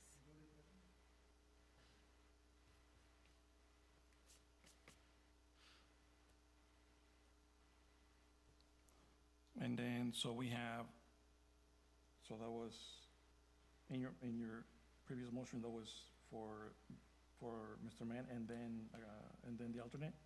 Or was that only for Mr. Mann? I was just doing for Mr. Mann right now. Okay, so then we have the alternate that we have to vote for. Is there a motion on the floor? Is there any motions?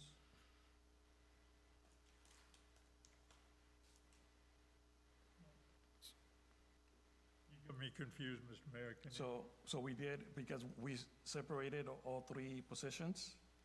We voted first for one and then second, so we still have for the alternate. I make a motion that we approved Mohinder Kanda for another term as alternate planning commissioner. So we have a motion on the floor by Mr. Wallace. Is there a second?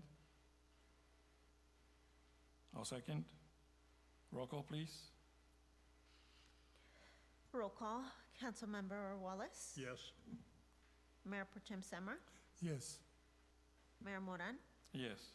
Motion passes by a vote of 3-0. All right, so now, if we can have somebody bring back Mr. Paul.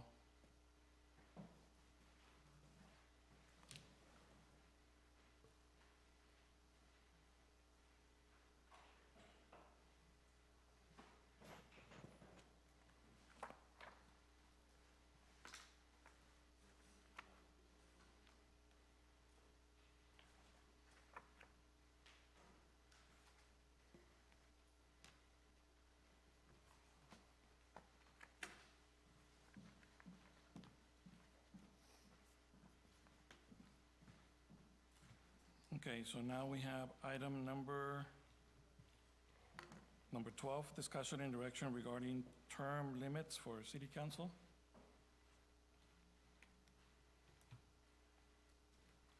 Mr. Paul, you want to take this? Short. Mr. Mayor, it's my understanding that this item has been requested previously by at least one other member of the council. Never really got around to discussing it in its entirety, so I did request that it come back. We had moved the item, I believe, in our last meeting, but would like to discuss it tonight. As everybody on the dais knows, many members of the public know as well, the city currently does not have any term limits in place for our elected officials. While we will be moving to get it on the ballot, at least for our city clerk and our city treasurer positions, to make those appointed. Obviously, city council members will not be appointed at any point. And I would like for the city council to consider putting an item on the ballot for our next election for term limits for elected officials. I think that the state assembly model is decent in the way that they run their term limits for their electeds. They allow for no more than 12 years, regardless of whatever capacity that you serve in the legislature. I'm open to discussing a threshold, a limit that we would like to set if there is interest in putting it on the ballot, but I would be proposing that the city council move to place an item on our next ballot election for 12-year term limits for all elected members of the city council.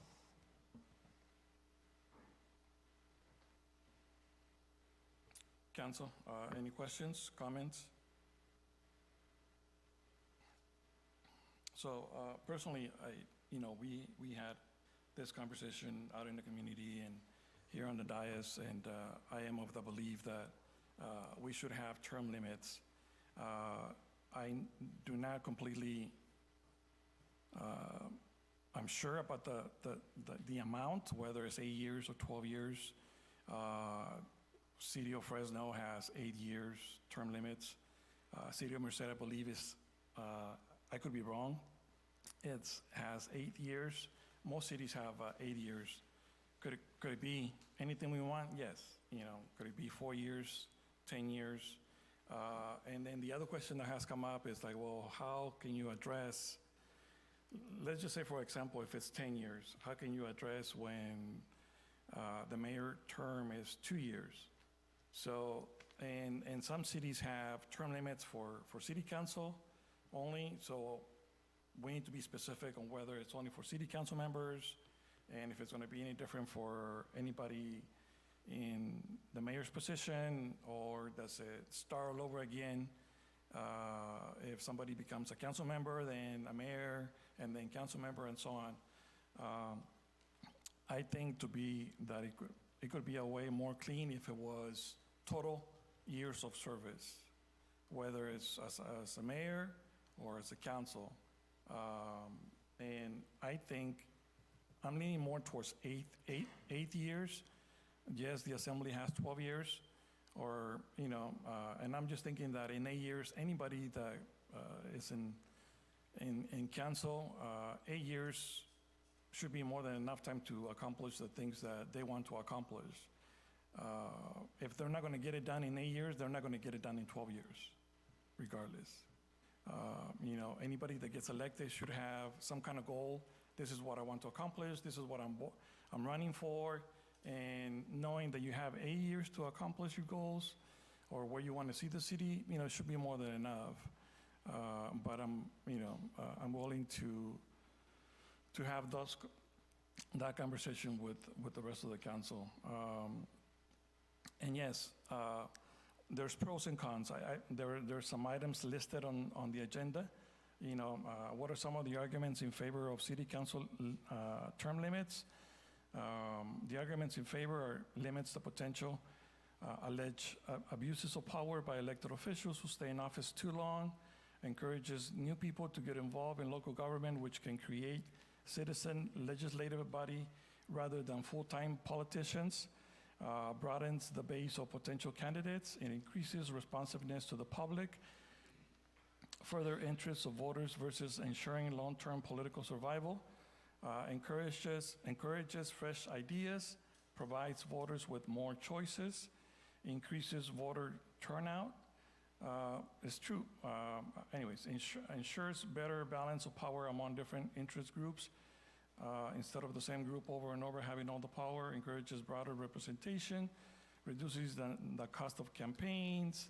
And then there's some arguments against term limits.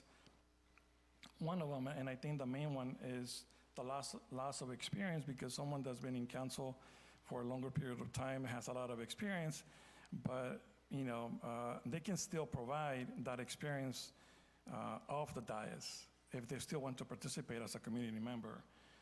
It erodes the effectiveness of city council members in their final term, restricts the ability of future voters to vote on who their city council members should be.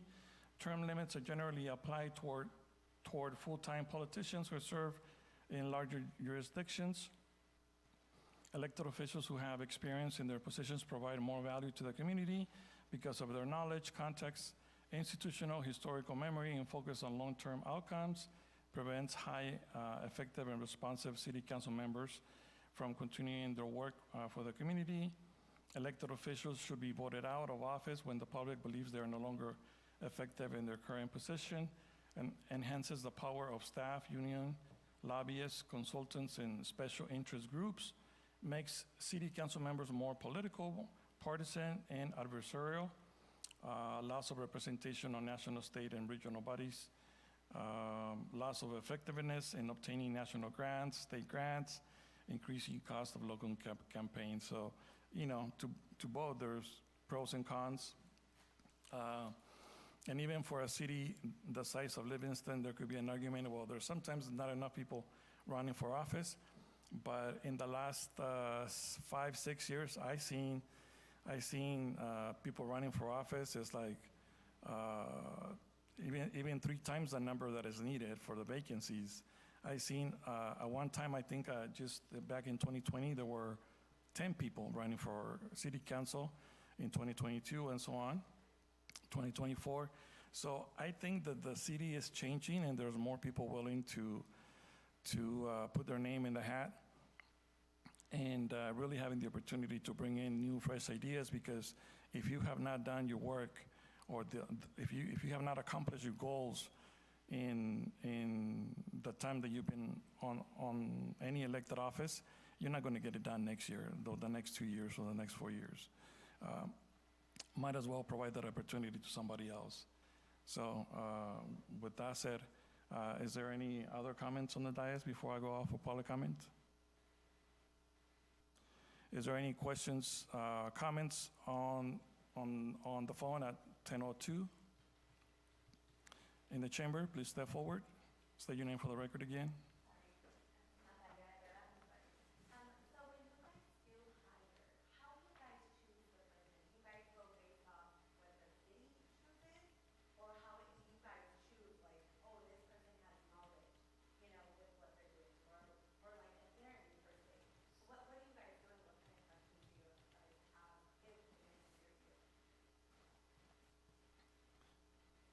Would that be the only question that you have? Yeah. Can respond.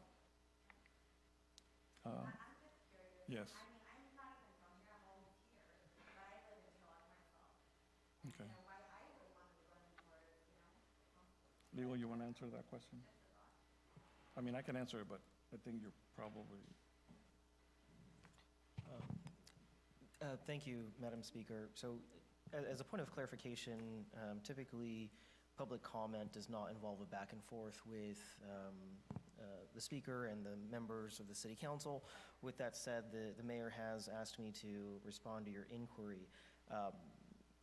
What you described as a sort of like application interview process might be more applicable when members of the public are applying to be appointed to vacancies, rather than what might happen during an election cycle. And given that the current issue of term limits could apply to both elected members and appointed members alike, I'll treat the inquiry as relevant to the discussion and answer. It varies from one community to the next. It also varies by one council member to the next, but basically the process would be the vacancy would be announced, and the city would decide whether to fill that vacancy by an appointment or proceed with a special election to fill the vacancy. And there's a time frame for making that decision. If the city council decides to proceed to fill by an appointment, typically what happens is that they'd solicit applications from members of the public. Experience shows that members of planning commission or other boards and people that are involved in the community in terms of nonprofits, religious organizations might submit their materials. The council then might review the materials, put together a short list of, we think that these people might have some desired characteristics. They might conduct interviews, which might occur in an open session space like this, where candidates are invited to speak. Their supporters might come out and say, yep, I really like applicant A. They've done X, Y, Z in the community. And people that oppose the appointment might also show up to say, oh, they're not my favorite. Please consider candidate B instead. But that's sort of and of course, from there, the council will vote to make the appointment. The person is then sworn in, and then they'll take their seat on the dais. But that's a very broad and quick overview of the process.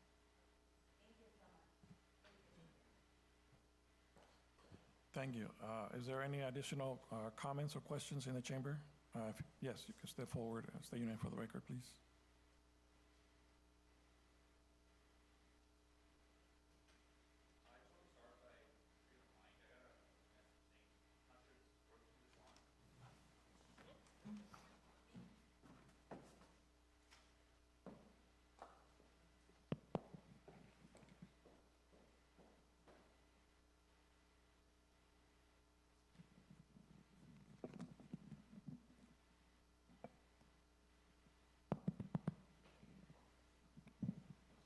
Hi, my name is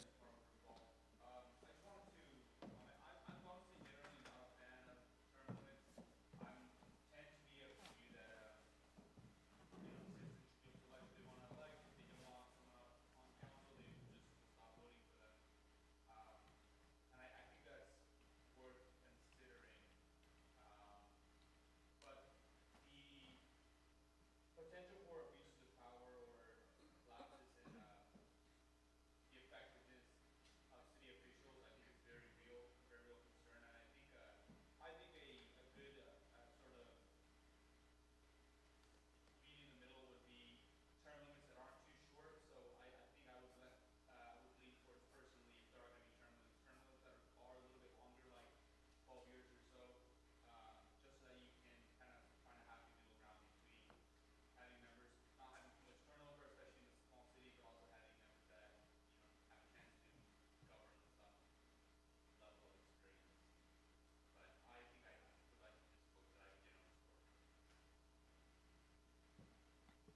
thank you.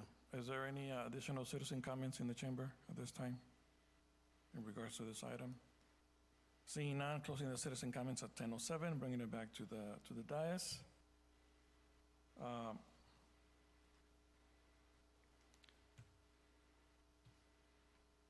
So council, is there any additional questions, comments? This is just a staff recommendation to provide direction to, Mr. Mayor, yes. City Attorney had mentioned the potential of setting term limits on appointed officials as well. Is that something that the council would like to move forward with? And if so, are there thoughts on potential timelines or thresholds to set a cap for that? Do you mean appointed as in the council? Appointed by the council, yes. So Planning Commission, Rec Commission, potentially any oversight boards.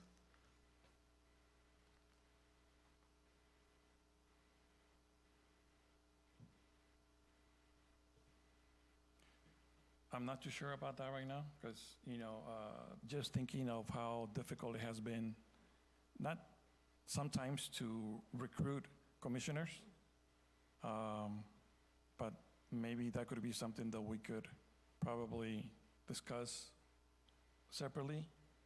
But I think, I don't see the need right now, but it's, if council decides that is an item for discussion, we can always bring that back. But I think, I'm not sure where I would stand on that right now. Sure. I'm totally okay with that. I would like to move forward with something for elected officials, both city council and mayor.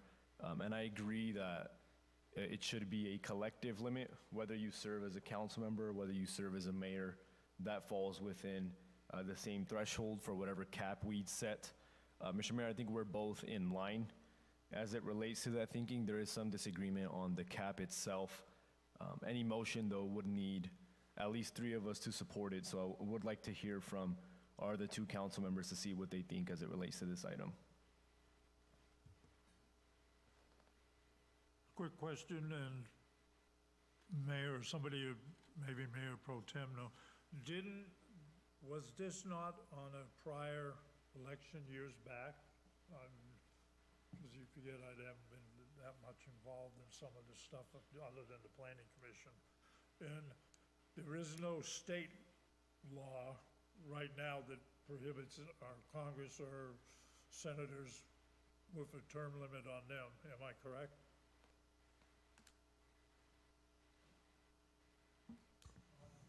Mr. Mayor? Yes. If I could respond to at least a piece of that. I'm not aware of any elections within the city. Our federal representatives, congressmen, senators, they don't have term limits.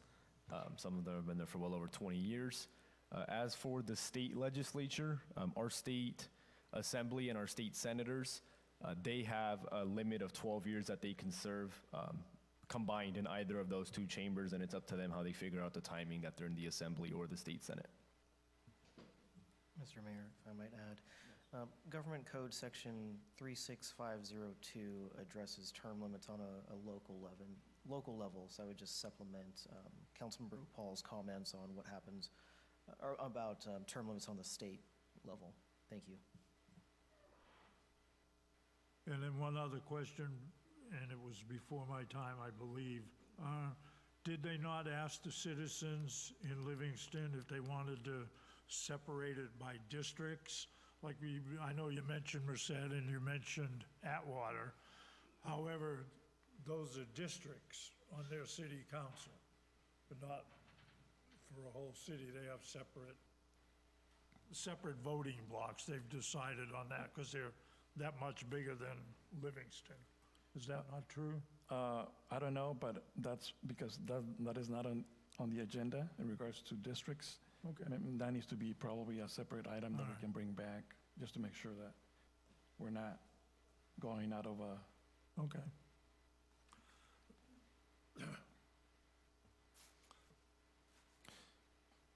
Yes, yes, go ahead. I think we've talked about this 2 or 3 times already, and each time it was always the same.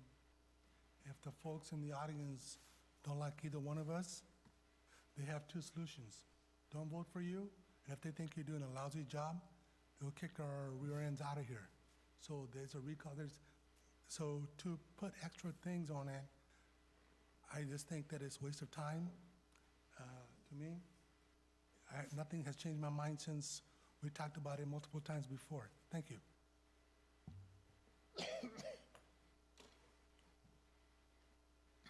Okay, so, council, anything else? This is only a recommendation for direction.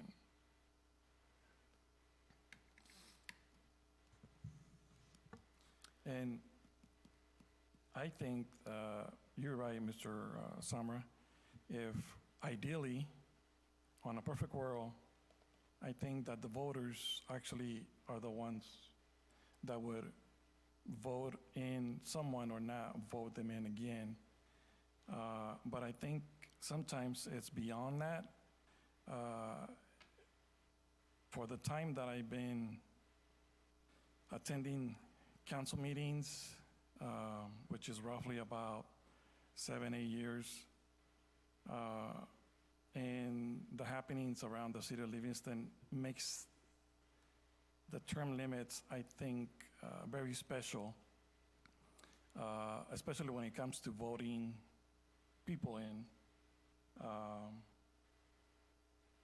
especially because there's people out in the community, from my perspective and from talking to people, that they feel like their vote doesn't count because regardless of how they vote, even if they vote, there are certain behaviors in the community that have been going on for years that keep on being a concern in regards to in a few words, whether there is election fraud or not, basically. So I think that if we're not afraid to have the voters, and if we truly believe in the voters and what they want to do and decide, it shouldn't be an issue putting it up to the voters. And then we can really hear what it is that they want. If we put it up to the voters and they say, no, we don't like term limits, then they have spoken. But if we put it up to the voters and they decide otherwise, I think that that will speak for itself.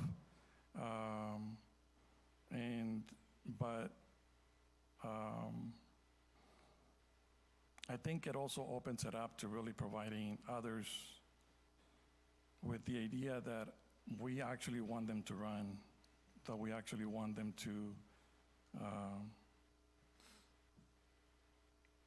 support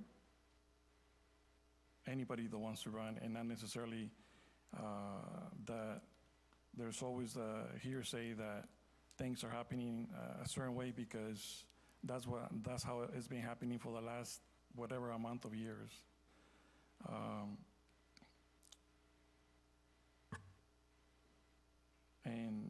But I'm not sure if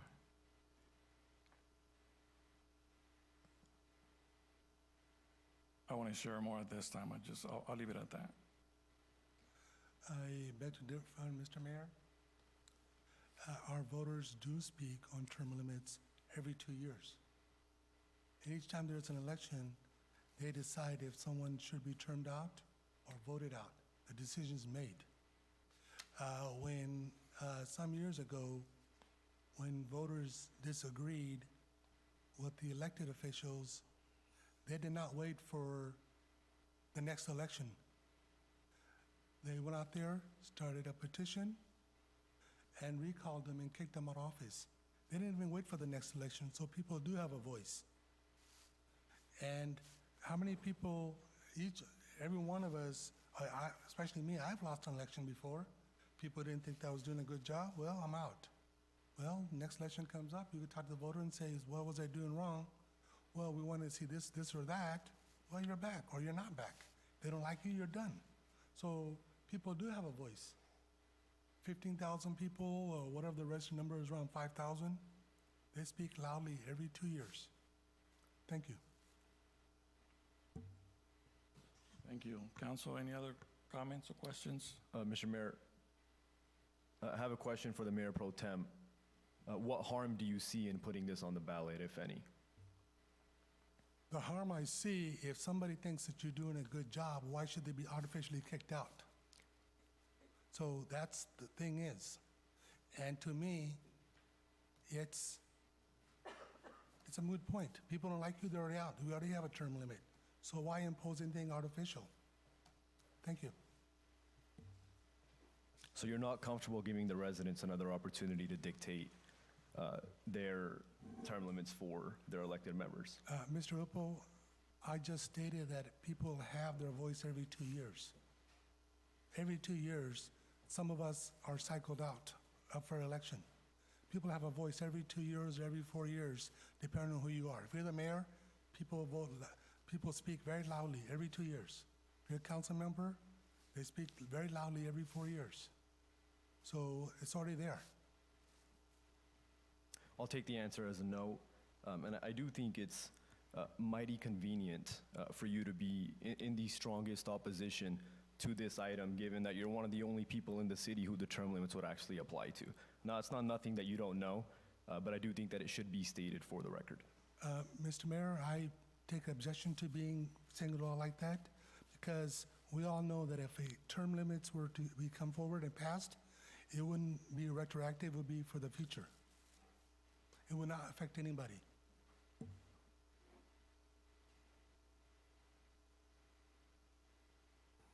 All right, so council, any other questions, comments, ideas, recommendations, suggestions? And maybe for Mark, if it's voted in 2026, and somebody is elected in 2026, does it start then? When does that actually start? Attorney can tell me if the voters pass in 2026, and I'm not saying they will or not, I don't know, it wouldn't take effect until the following election cycle. And anybody that's already elected for 4 years would not be subject to that until the next term is up. So you could literally, if you put 12 years, that person can be in there for 16 years. So it's not like that it's personalizing it to me or anybody, it's just not what I believe in. Mr. Mayor, I don't have an answer to Councilmember Wallace's question right now. I'd have to look at that.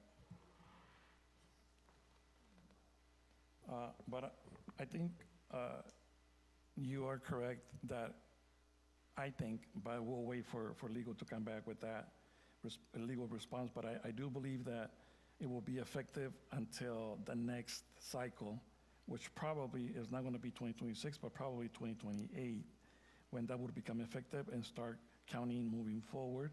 So from starting in 2028, it would be whether it's 8 years from there or 12 years or 10 years or, I mean, and then also, I mean, council can say, you know, we don't want 8 years, we want 20 years or whatever it is, but whatever term limits those will only become effective. My understanding is until the next cycle that people will be running for, because anybody elected in 2026 are running for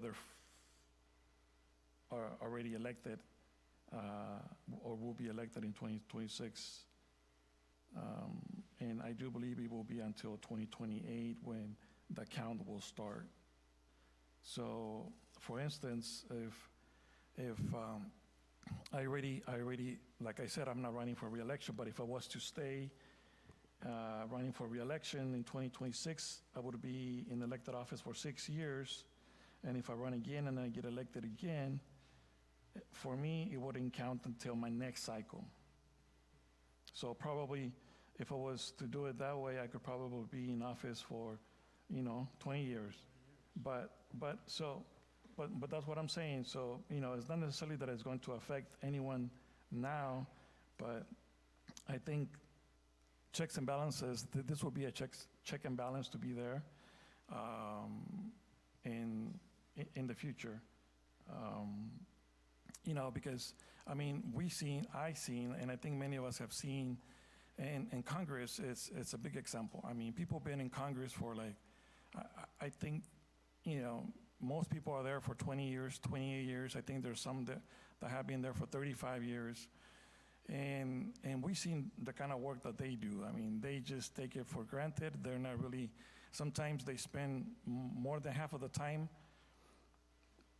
absent from votes, and they're not even there to discuss, to ask questions.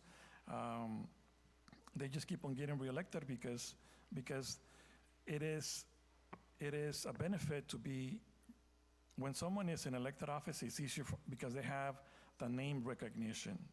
That is a big plus for anybody in office. And, you know, I would hate to see the same thing that is happening in Congress at any local level for any office, not just Livingston. And I think we've seen that. And even, you know, just going back to what Mr. Summer was saying, it's not necessarily that it's going to be affecting him directly now.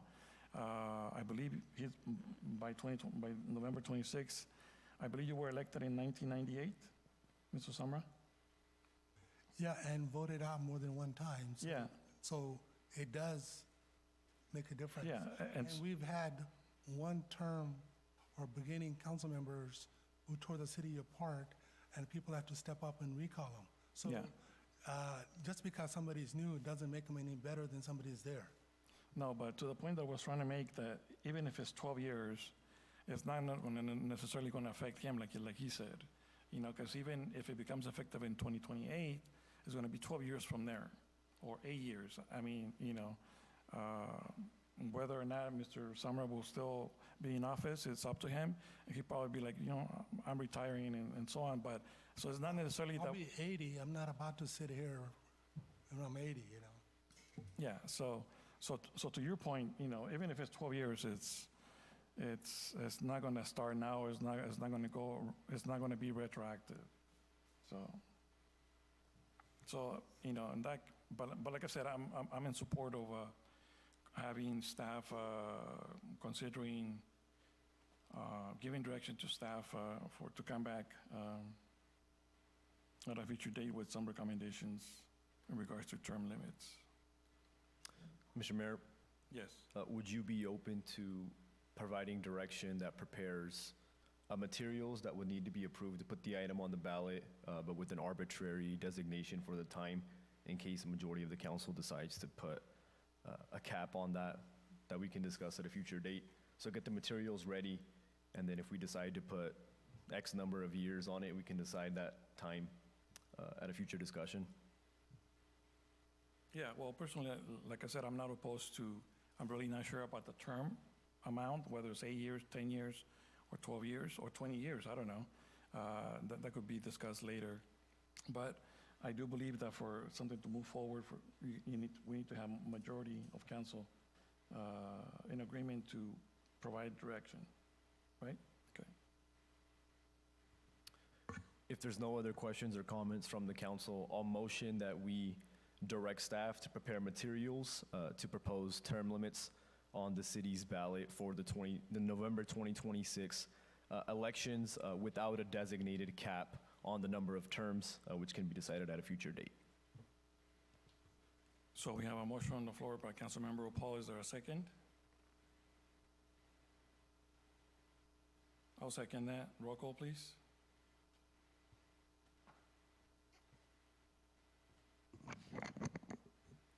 Councilmember Upon? Yes. Councilmember Wallace? No. Mayor Pro Tem Summer? No. Mayor Moran? Yes. Motion fails by a vote of 2-2. Thank you. Next, we have item number 13, discussion and potential direction on goal-setting workshops to identify strategic priorities and projects.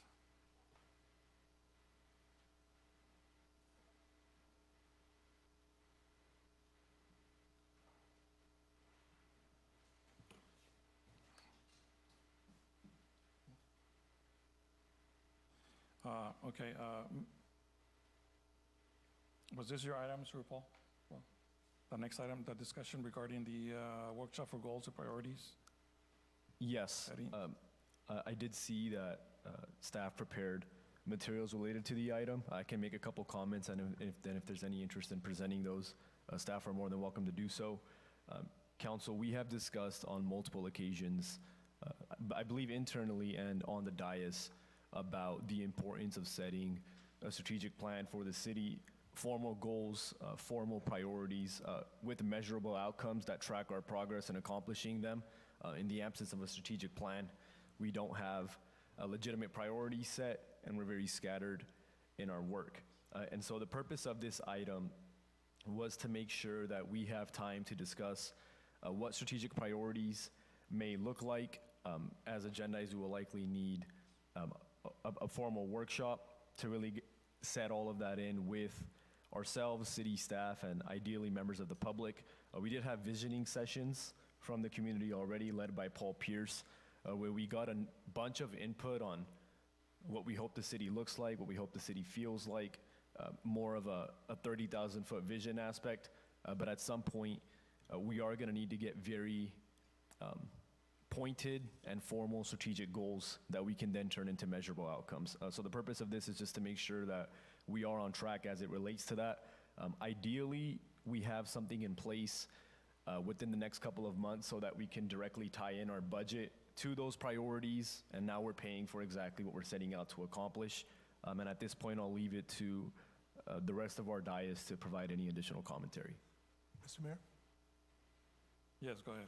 Yes, I agree with Councilmember Opal.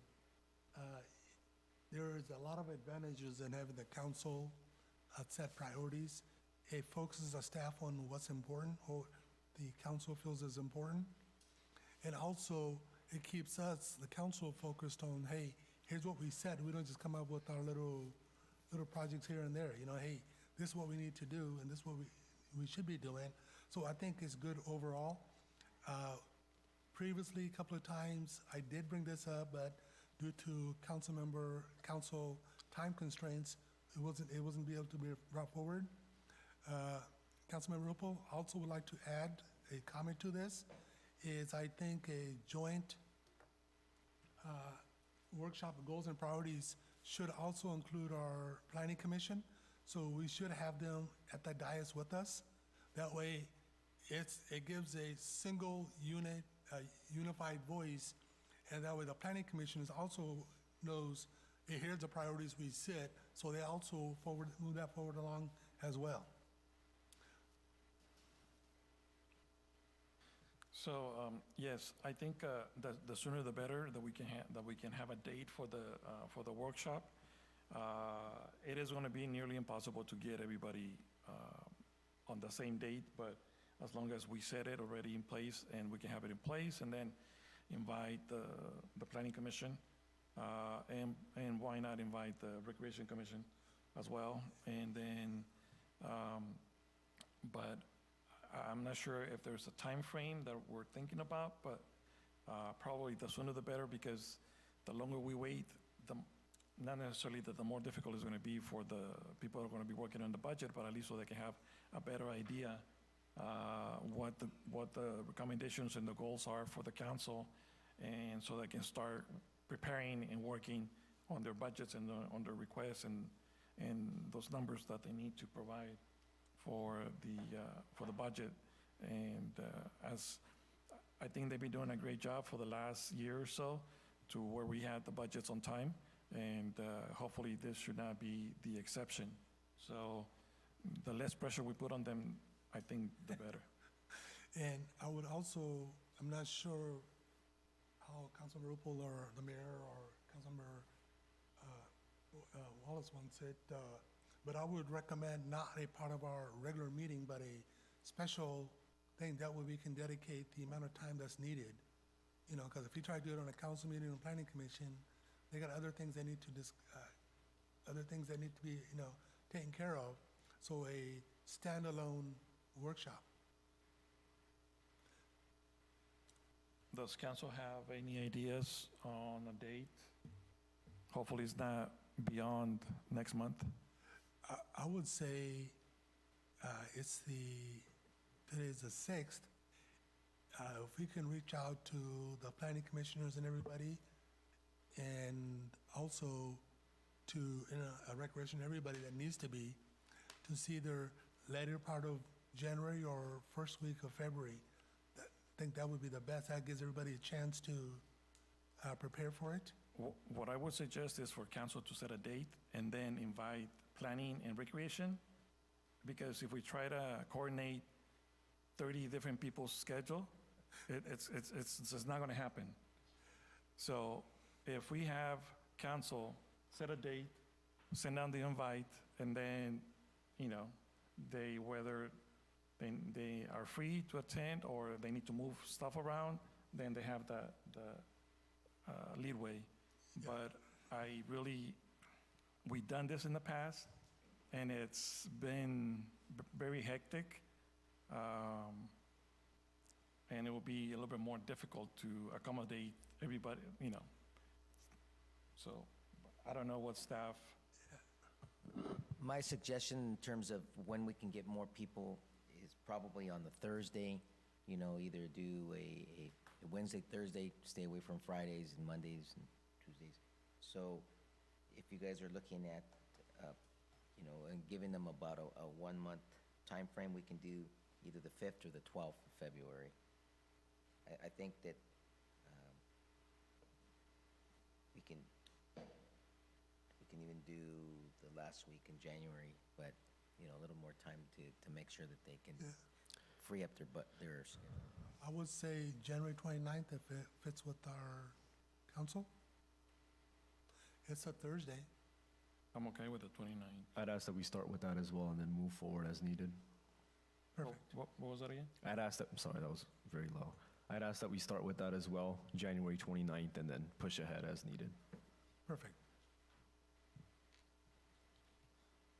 All right, so I think we have the majority in agreement with January the 29th at 6.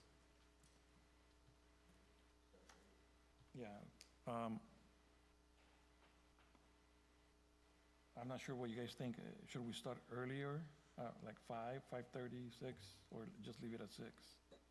I think most people will probably be more comfortable with 6, because in case public wants to attend, a lot of people probably at work. That's, I probably couldn't get here till 6 as well on that day. Yeah. 6 o'clock. So 6 on the 29th.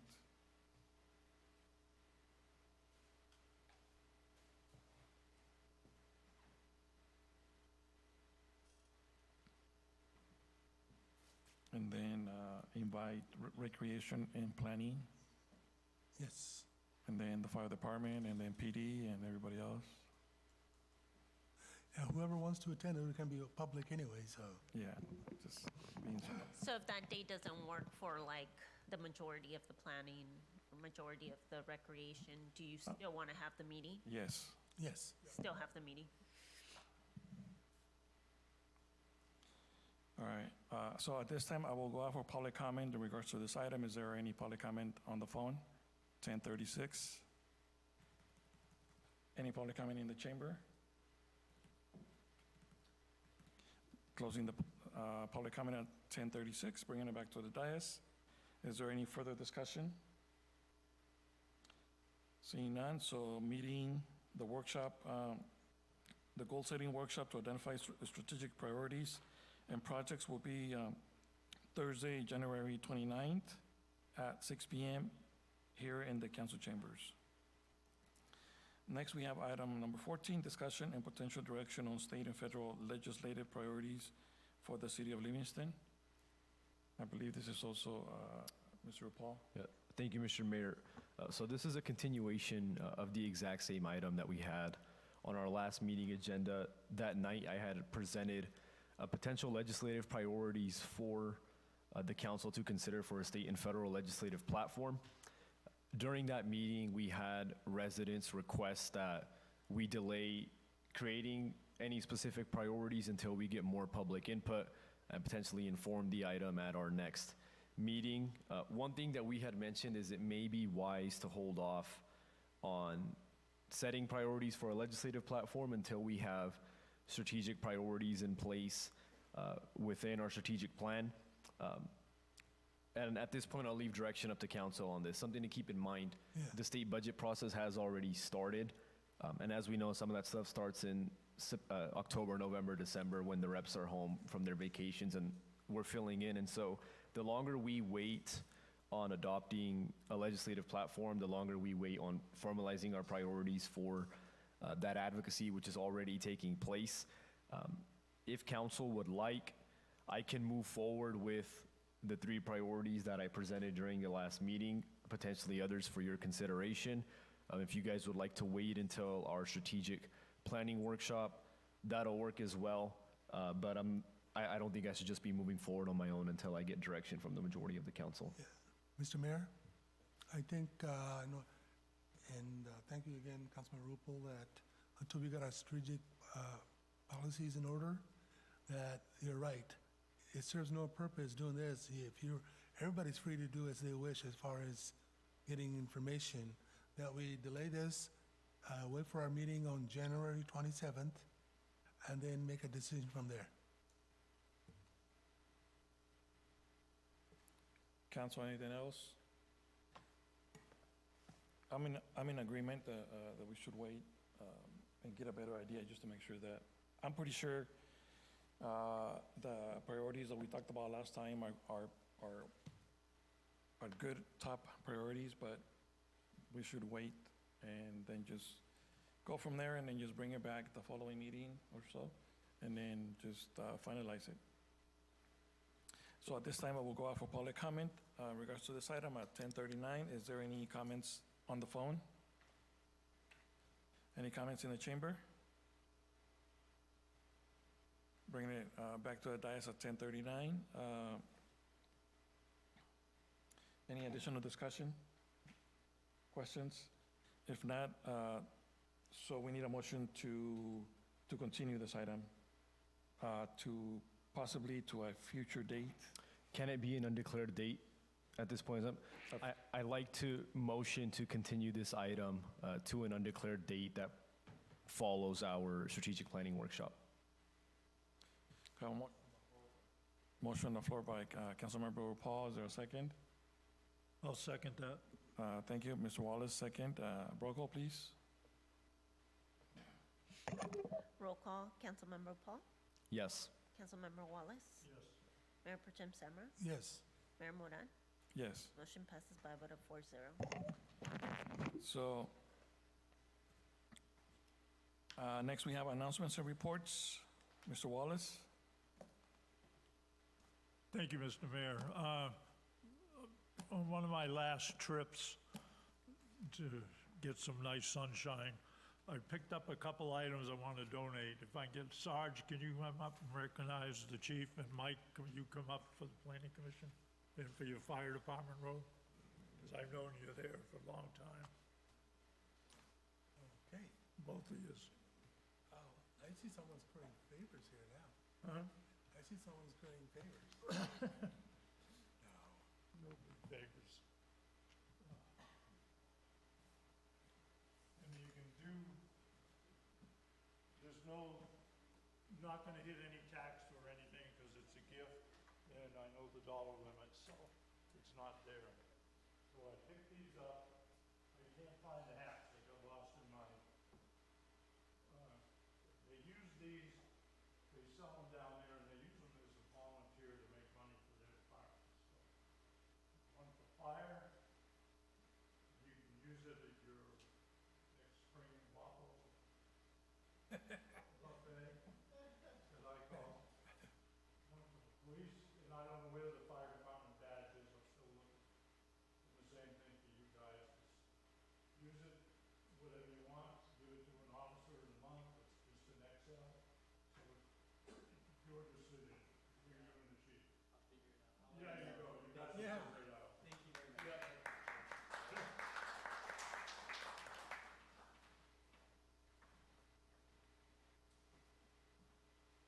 Attaboy, you did it. Anything else, Mr. Wallace? That's all, thank you, Mr. Mayor. Thank you, Mr. Paul. Thank you, Mr. Mayor. Only one item to report. Next week, on Wednesday, January 14th, one of our state gubernatorial candidates running for governor will be visiting the city. Will be spending time in the valley that day in general, and has decided to stop in Livingston in the evening from 5:30 to 6:30 p.m.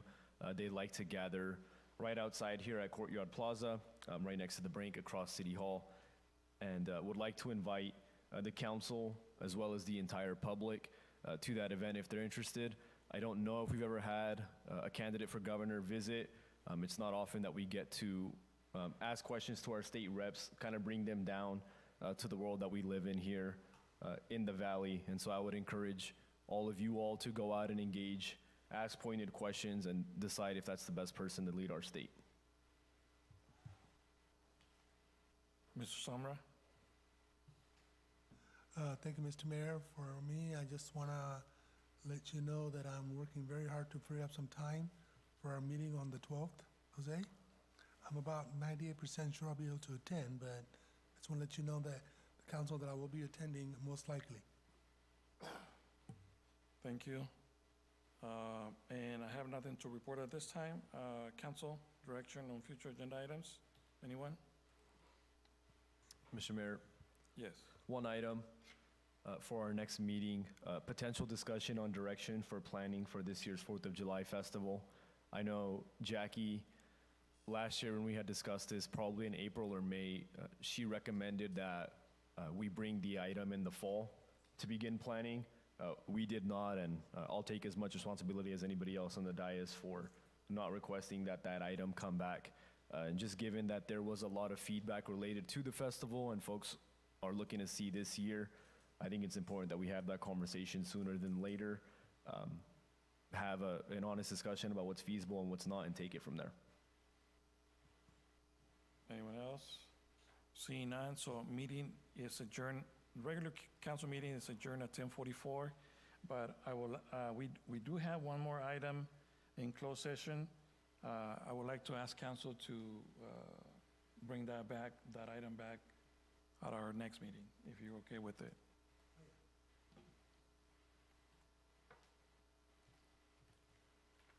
So that will be, so I want to make a motion to continue the closed session item until our next meeting.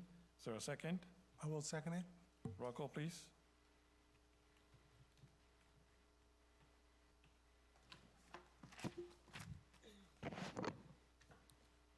Councilmember Upal, Yes. Councilmember Wallace, Yes. Mayor Pro Tem Summer, Yes. Mayor Moran, Yes. motion passes. And Mr. Mayor? Yes.